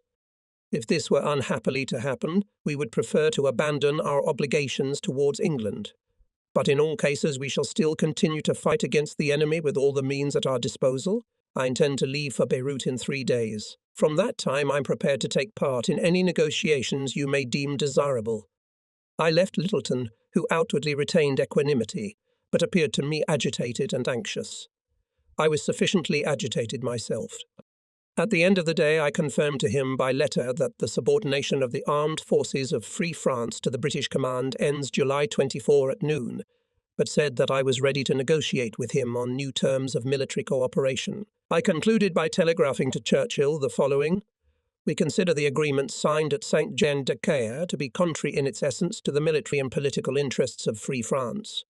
In other words, of France as such, and find that its form most seriously affects our dignity. I should like you to feel for yourselves that such an attitude toward us on the part of the English in a matter of such vital importance to us greatly aggravates our difficulties and will lead to consequences which I consider fatal to our cause." England now had the word and made concessions. That same evening Littleton asked me to see him, and during the conversation he addressed the following words to me: "I agree that from some outward indications you may have thought that we wanted to take the place of France in the Levant. I assure you that this is not so. To dispel this misunderstanding, I am prepared to send you a letter assuring you of our complete disinterestedness in the Levant in political and administrative matters." "That would be," I replied, "an excellent statement of principle. But there remains in force the agreement made at Saint-Jean-d'Acre, which clearly contradicts it. Moreover, it threatens to lead to incidents between your representatives, who carry out that agreement, and ours, who do not recognize it. Your intention to extend the prerogatives of the British military command in the Levant also remains in force, which is incompatible with our position in this matter. Perhaps you can offer us something with regard to these two questions as well."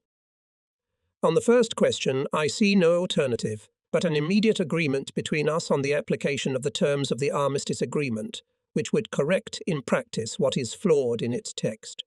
On the second question, it is urgent that you commit yourself to limiting the prerogatives of your command in the Syrian and Lebanese territories to military operations against a common enemy. Allow me to think about it. The atmosphere was improving. Finally, after various vicissitudes, on July 24 we agreed on a clarifying agreement on the armistice agreement concluded at Saint-Jean-d'Acre. This agreement was negotiated on our side by General de la Mina and Colonel Vallon. The English declared that they were willing to allow us to make contact with the troops of the Levant in order to organize their transfer to our side. They also agreed to place arms at the disposal of the Free French Armed Forces, and renounced their intention of placing Syrian and Lebanese units under their command. It was furthermore stipulated that in the event of a material breach of the armistice agreement on the part of Vichy officials, the British Armed Forces and the Free French Forces will take all measures they deem necessary to join the Vichy forces to free France.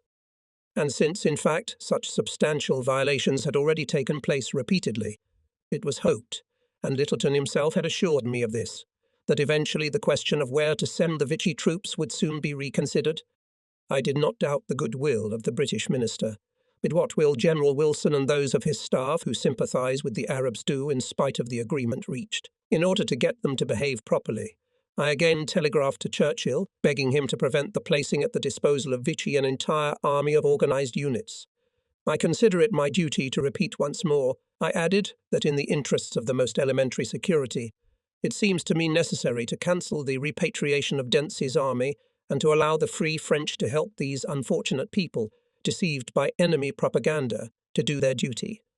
The next day, July 25, Oliver Littleton, minister without portfolio in the English government, replied on behalf of England: "We recognize France's historic interests in the Levant.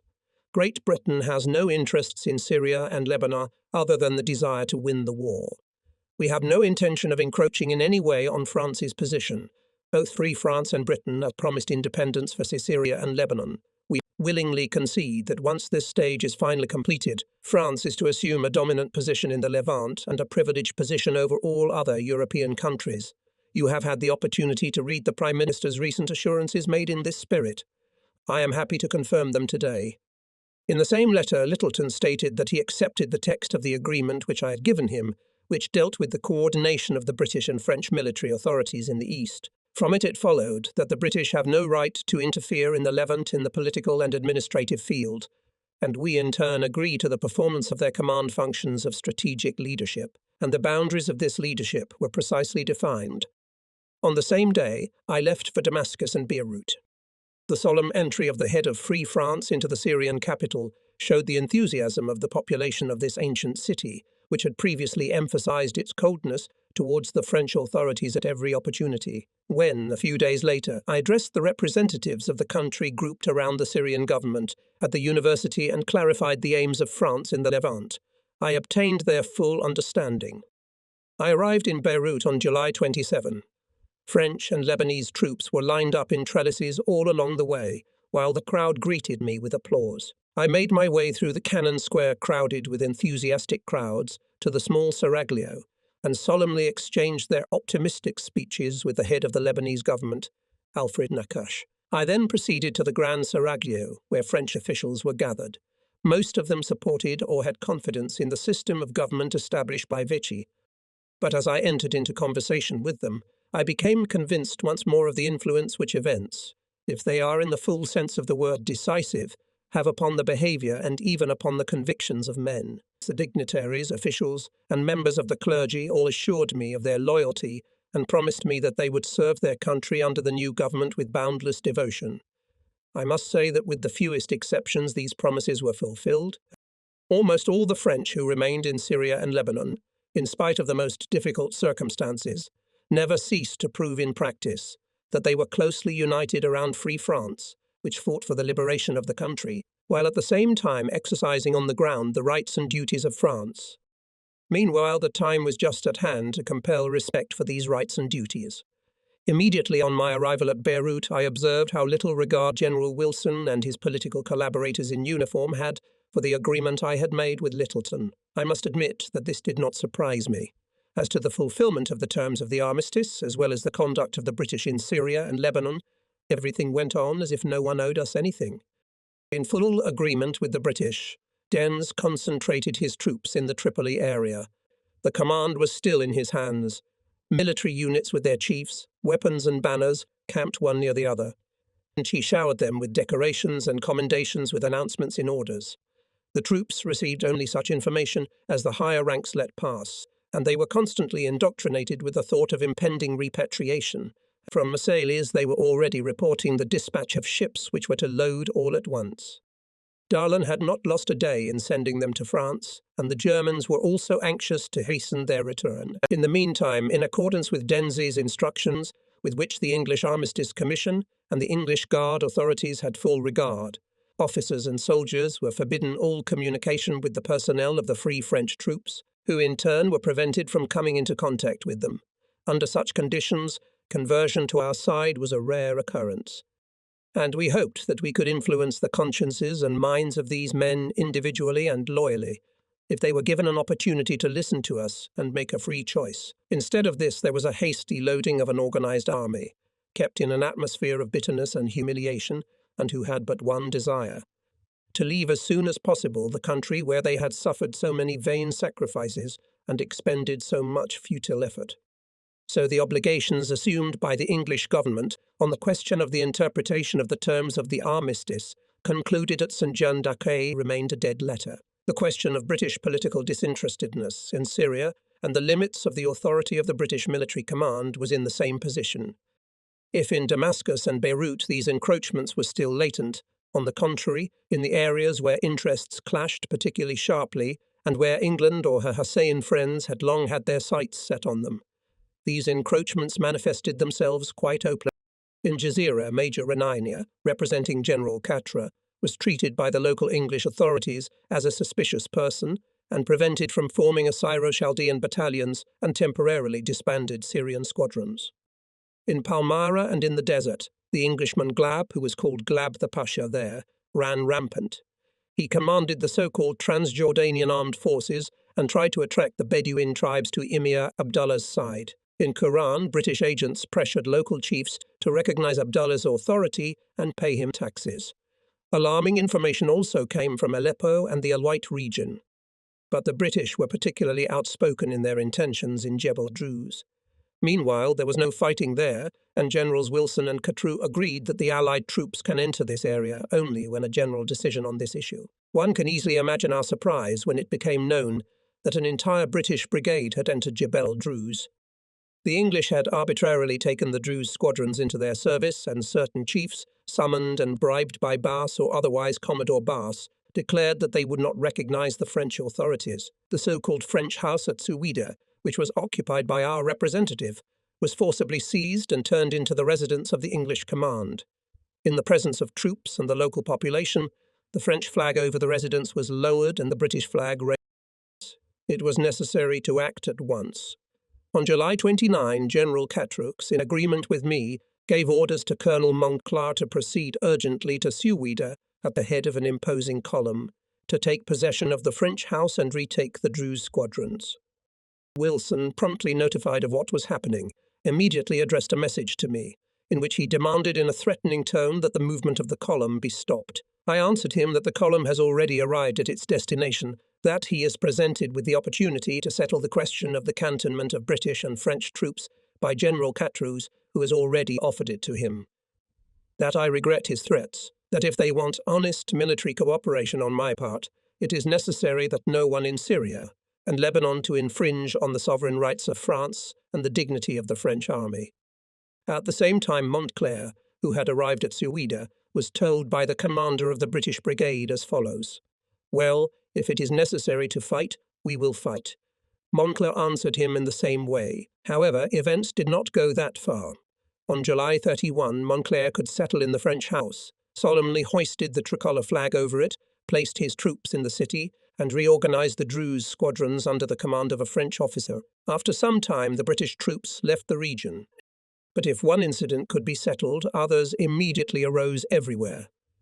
By the way, Wilson declared that he was going to establish what he called a state of emergency in the country and take full power into his own hands. We warned him that in such a case we would counter his authority with our own authority, and that this would lead to a rupture. Littleton was aware of what was going on, but refrained from interfering. Even when he learned that Catrus was about to commence negotiations at Beirut and at Damascus in connection with the future signing of treaties, the English minister wrote to him personally and requested him, as a matter of course, that Spears should be present at these negotiations. This insistence on interfering in our internal affairs and the encroachments upon our rights, increasing daily, were already becoming intolerable. On August 1, I telegraphed Cassin to visit Eden and told him in my name that England's interference in our affairs had brought us into the gravest complications, and that the doubtful benefits which English policy might derive from encroaching upon the right of France seemed very slight in comparison with the enormous complications which a quarrel between Free France and England might entail. But London did not desire a quarrel.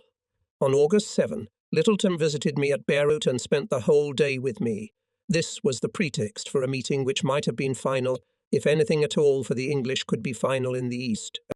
The minister frankly admitted that the British military was not carrying out our agreements of July 24 and 25. The reason for this, he asserted, is only tardiness, attributable to poor communication service, and perhaps to some misunderstanding, which I greatly regret and which I intend to put an end to. He seemed surprised and displeased to learn of the incidents caused by the British agents and reported to him by Catrus.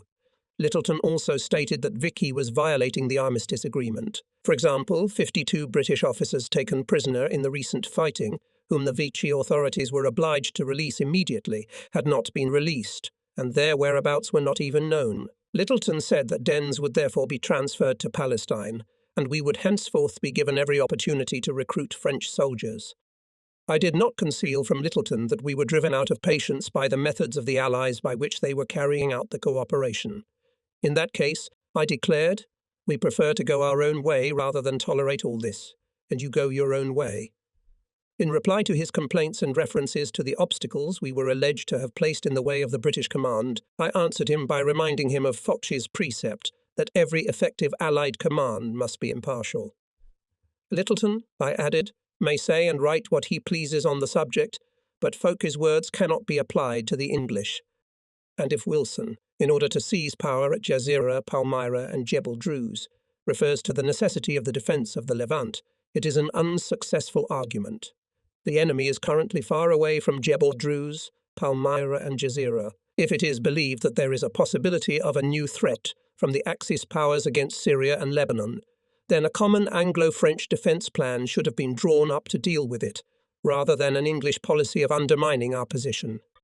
Littleton was apparently keen that our meeting should at least end in agreement on something, and, like a ball on the fly, picked up my suggestion of a defence plan. He suggested that I invite General Wilson, who was not with us, to discuss the matter, as I did not want him present at the meeting. I declined but agreed that Wilson and Catrus should meet somewhere outside Beirut, where they could agree on the Their meeting took place the next day. But nothing came out of this meeting, and this was further proof that the British were thinking of anything but the defence of the Levant against the Germans. Nevertheless, in order to prove his good faith, the English minister, on leaving me, handed me a letter repeating the assurances he had already made about Britain's political disinterestedness. Littleton also gave me a word of assurance that I would be quite satisfied with the practical consequences of our conversation. As all these upheavals had not shaken free France, I supposed that perhaps some respite in our difficulties might indeed be expected. But I had seen enough in my lifetime not to realize that sooner or later the crisis would break out again. However, there were enough worries for today as well. To sum up all these temporarily overcome difficulties, I sent a message to London to my delegation, frightened by the position I had taken, in which I summarized the course of events and drew the following conclusion. Our greatness and strength lie solely in our intransigence in all that concerns the defence of French rights. We shall need this intransigence all the way to the Rhine. At any rate, from this time onward the course of events took a different turn. Lamina was enabled with his staff to visit the Vichy units which had not yet been loaded on ships and to appeal to officers and soldiers for the last time to join us. Catrouse was able to meet some of the officials whom he had personally intended to invite to join our service. I was also visited by many individuals. In the end, 127 officers and about 6,000 soldiers and non-commissioned officers came over to our side, that is, 1/5 of the total number of available troops in the Levant. In addition, Syrian and Lebanese units totaling 290 officers and 14,000 soldiers were urgently reinstated. However, 25,000 officers, non-commissioned officers and soldiers of the French Army and Air Force managed to tear away from us, although there is no doubt that most of them would have joined us if we had the opportunity to explain to them the state of affairs. I am sure that the French who returned to France with the enemy's permission, instead of returning to their homeland with arms in their hands, were terribly discouraged and were possessed by great doubts. As for me personally, I looked with pain in my heart at the transport ships sent by the Vichy government and going to sea, taking away with them another chance of victory for my fatherland. But it was necessary to utilize at least the chances that still remained for France. General Catroux pursued this with great vigor, believing in the greatness of France, imperious, skillful in dealing with men, especially with natives of the East, in whose subtle and passionate play he was wonderfully versed. Confident in himself, devoted to our great cause, and to the man who led, General Catroux acted with great dignity and with great nobility in defending the interests of France in the Levant. If it sometimes occurred to me that his desire to charm people and his tendency to reconcile did not always fit in with the nature of the struggle that was entrusted to him, if, in particular, he did not always recognize in time the secret ill will at the British, yet I have always recognized his great merits and high qualities. In this extremely difficult situation, when there was a lack of funds, and at every step met obstacles, General Catroux faithfully served France. First of all, he had to organize from top to bottom in the country the French administration, which everywhere was everywhere in an instant almost reduced to nothing by the departure of most of the officials representing the public authority and most of the officers of the intelligence agencies. Catroux took to himself as Secretary General Paul Lepicier, who had come to us from Bangkok, where he had been French envoy. General Collet was appointed by Catroux as representative to the Syrian government and Pierre Barre to the Lebanese government. At the same time, David and later Foucault were sent to Aleppo, de Mongeau to Tripoli, Dumas to Saïda, Governess Scheffler and later General Montclair to the Alawites, Colonel Brosset to Jazeera, Colonel Dessart to Homs, and Colonel Oliver Roger to Jebel Druze, to establish in these points French representation and our influence. I must say that the population regarded our action with warm approval. The people saw in Free France valiant, admirable, chivalrous beginnings, which corresponded to their lofty conception of France. In addition, the population was well aware that our presence distanced them from the danger of German invasion, instilled confidence in the areas of economic activity, and limited the abuses of feudal lords. Finally, the population could not but be excited by our magnanimous declaration of independence. Manifestations like those which took place on my entry into Damascus and Beirut were repeated a few days later in Aleppo, in Latakia, in Tripoli, and in many other towns and villages of this beautiful country, where every landscape and every village with its stirring poetry recalled the events of history. But if the popular sentiment was clearly favourable to us, the politicians were more restrained. In this respect, it was necessary, as a matter of the utmost urgency, to install in each of the states a government capable of assuming the new responsibilities which we were about to transfer to it, particularly in the fields of finance, economy, and public order. We intended to retain for France only the responsibility for defence, foreign relations, and for the cotton of both states, that is, the monetary system, customs, supplies, and those areas of administration in which it was impossible to abandon intervention at once, just as it was impossible to separate Syria and Lebanon from each other at once. We believe that later, when military developments permitted, elections could be held that would lead to the establishment of independent national governments. In the meantime, the establishment of empowered governments had already inflamed passions among various factions and sparked rivalries among individuals. In this respect, the situation was particularly difficult in Syria. In July 1939, the French High Commissioner had to remove the President of the Republic, Hashim Bey El Atassi, and dissolve the parliament because Paris finally refused to ratify the 1936 treaty. In Damascus, we encountered a government under the leadership of Haibal Bey Azim, a man universally respected and of great personal merit. This government was confined to the conduct of current affairs and had not acquired the character of a national government. At first, I hoped to restore the order that had existed more equally. President Hashim Bey, and with him, the head of his last government, Jamil Madam Bey, as well as Fayez El-Khoury, the president of the dissolved House, agreed with me in principle during the negotiations which I held with each separately in the presence of General Catrou. But although all three were experienced politicians, devoted patriots, and men who cherished French friendship, they apparently could not yet fully appreciate the historic opportunities that lay before Syria to set it on the road to independence in full harmony with France, overcoming in one great impulse all prejudices and personal grudges. In my opinion, they paid too much attention to legal subtleties and possessed too keen a national feeling. I suggested, however, that Cotter should continue to negotiate with them and seek another solution only if their objections finally prevented an agreement from being reached. Things moved more quickly in Lebanon, although even there we were not able to achieve all that we had sought. The president of the Lebanese Republic, Emile Eder, a steadfast friend of France and an experienced statesman, had voluntarily resigned 3 months before the campaign which brought us to Beirut. He was not implicated by anyone. On the other hand, the term of Parliament had long since expired. From the standpoint of state principles and the Constitution, there was no obstacle. 280, but the case was quite different in the field of political struggle between the individual factions. The fierce rival of Emile Edy was another Maronite figure, Bechara El-Khoury. This man, who knew perfectly well the state of affairs in Lebanon, united around him numerous adherents and represented the interests of large sections of the population. Edy has already held the presidency. Now it's my turn, Curry told me. Finally, both rivals were disturbed, though not brought into rapprochement, by a third figure, Riyad Sohl, a fiery Sunni Muslim leader who shook the banner of Arab nationalism under the shadow of the mosque. Under such circumstances, we thought it advisable to vest supreme authority in the man who was at the head of the government at the time of our arrival. This was Alfred Nakash, perhaps less brilliant than the three aforementioned politicians, but a man of ability and respected by all. His tenure as head of state during this transitional period should not, as it seemed to us, have aroused violent opposition. However, it was justified only partially.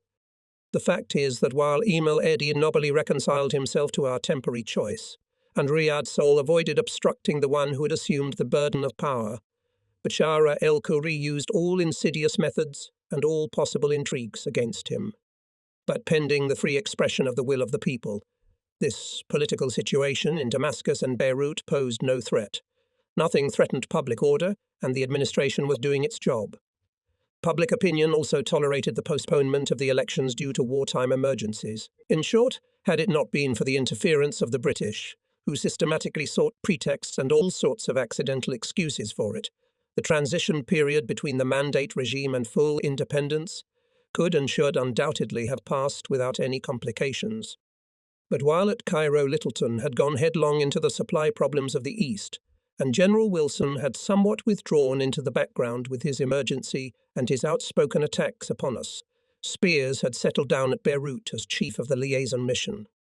In January, he was appointed British envoy to the Syrian and Lebanese governments, the presence of the British Army, the manifold activities of British intelligence, control over the economic relations of the two countries, which could only exist with trade, support for his activities in all capitals by the world's first diplomacy, huge funds for propaganda, official support for neighbouring Arab states, Iraq and Transjordan, where reigned kings from the House of Hussein as well as Palestine, the English High Commissioner of which systematically expressed hypocritical fears on the finally. One of the trump cards was Egypt, where the stability of governments and the satisfaction of the ambition of those who sought ministerial portfolios were at that time entirely dependent on the British. The atmosphere of self-interest, intrigue, ambitious aspirations that prevailed in the Levant could easily tempt the British, who possessed such trump cards, to start a tempting game. Only the fear of a rupture with us and the necessity of considering the feelings of the French could inspire London with some moderation. But the same considerations and the same necessity of looking to the future limited equally our defence and our repulse. The moral and material damage which a rupture with England would have done to us was reason enough to restrain us. Besides, was not free France, as her influence spread, in some measure losing that concentrated firmness which had enabled her, for once, putting everything at stake to prevail over England? Finally, was it possible to open the eyes of the French people to the intrigues of their allies, when the whole of France was plunged into the abyss, and the most important thing was to maintain the French people's confidence and hope in order eventually to draw them into the struggle against the enemy? Nevertheless, in spite of everything, the very fact that we had established our authority in Syria and Lebanon was a great contribution to the cause of the Camp of Liberty. The rear of the Allies in the east was now firmly secured. Now the Germans have already lost the opportunity to penetrate into the Arab countries without undertaking extensive and fraught with great danger operations. Turkey, which Hitler had hoped to pressure to join the Axis powers and turn into its bridge from Europe to Asia, could no longer be afraid of encirclement and decided to take a firmer position. Finally, Free France was now able to field a larger armed force on the battlefields. In this regard, we decided to entrust the defence of the Levant to the Syrian and Lebanese troops, to entrust the permanent protection of the coast to our navy and leave in reserve one French brigade. All these armed forces came under the command of General Humblot, and in order to be able to fight elsewhere, we simultaneously formed two strong combined brigades and a tank unit with appropriate auxiliary troops. General Lamina, who had been succeeded as High Commissar in Brazzaville by Medical General Size, was entrusted with the command of this mobile group. Unfortunately, the group was rather small in number, but it had powerful firepower thanks to the combat equipment we had captured in the Levant. Passing through Cairo, I met with the new Commander-in-Chief, General O'Kinloch. As soon as our units are ready, I told him, we will place them at your disposal, but only for use in battle. Rommel, he replied, will do everything to give me such an occasion. But while in the Mediterranean theatre, the war was taking place chiefly on the borders of Egypt and Libya, which favoured us and our allies. In Europe, it was developing over a vast area from the Baltic to the Black Sea. The German advance in Russia was extremely rapid. However, whatever the initial successes of Hitler's armies, Russian resistance grew stronger every day. Both politically and strategically, these were events of extreme importance. Through these events, America saw that it was presented with an opportunity for decisive action. Of course, it was impossible to turn a blind eye to the fact that in the very near future Japan would undertake in the Pacific a sabotage of enormous proportions, which would diminish the scope and slow down the tempo of the United States. However, it was now possible not to doubt 221, the performance of the Americans in Europe and Africa, and this was due to the fact that most of the German armed forces were involved in a gigantic adventure in the far reaches of Russia, that the British, on the other hand, with the help of Free French armed forces, were able to secure a strong position for themselves in the East, and that the turn that the war took should awaken in the enslaved peoples bright hopes and therefore strengthen their morale. I was now to act as far as possible on Washington and Moscow, to promote the French resistance, to raise and lead our forces throughout the world. For this purpose it was necessary for me to visit London once more, that centre of communications and the capital of the war. I arrived there on September 1, anticipating from experience how difficult our trials would be until the last day. But I was now absolutely certain of ultimate victory.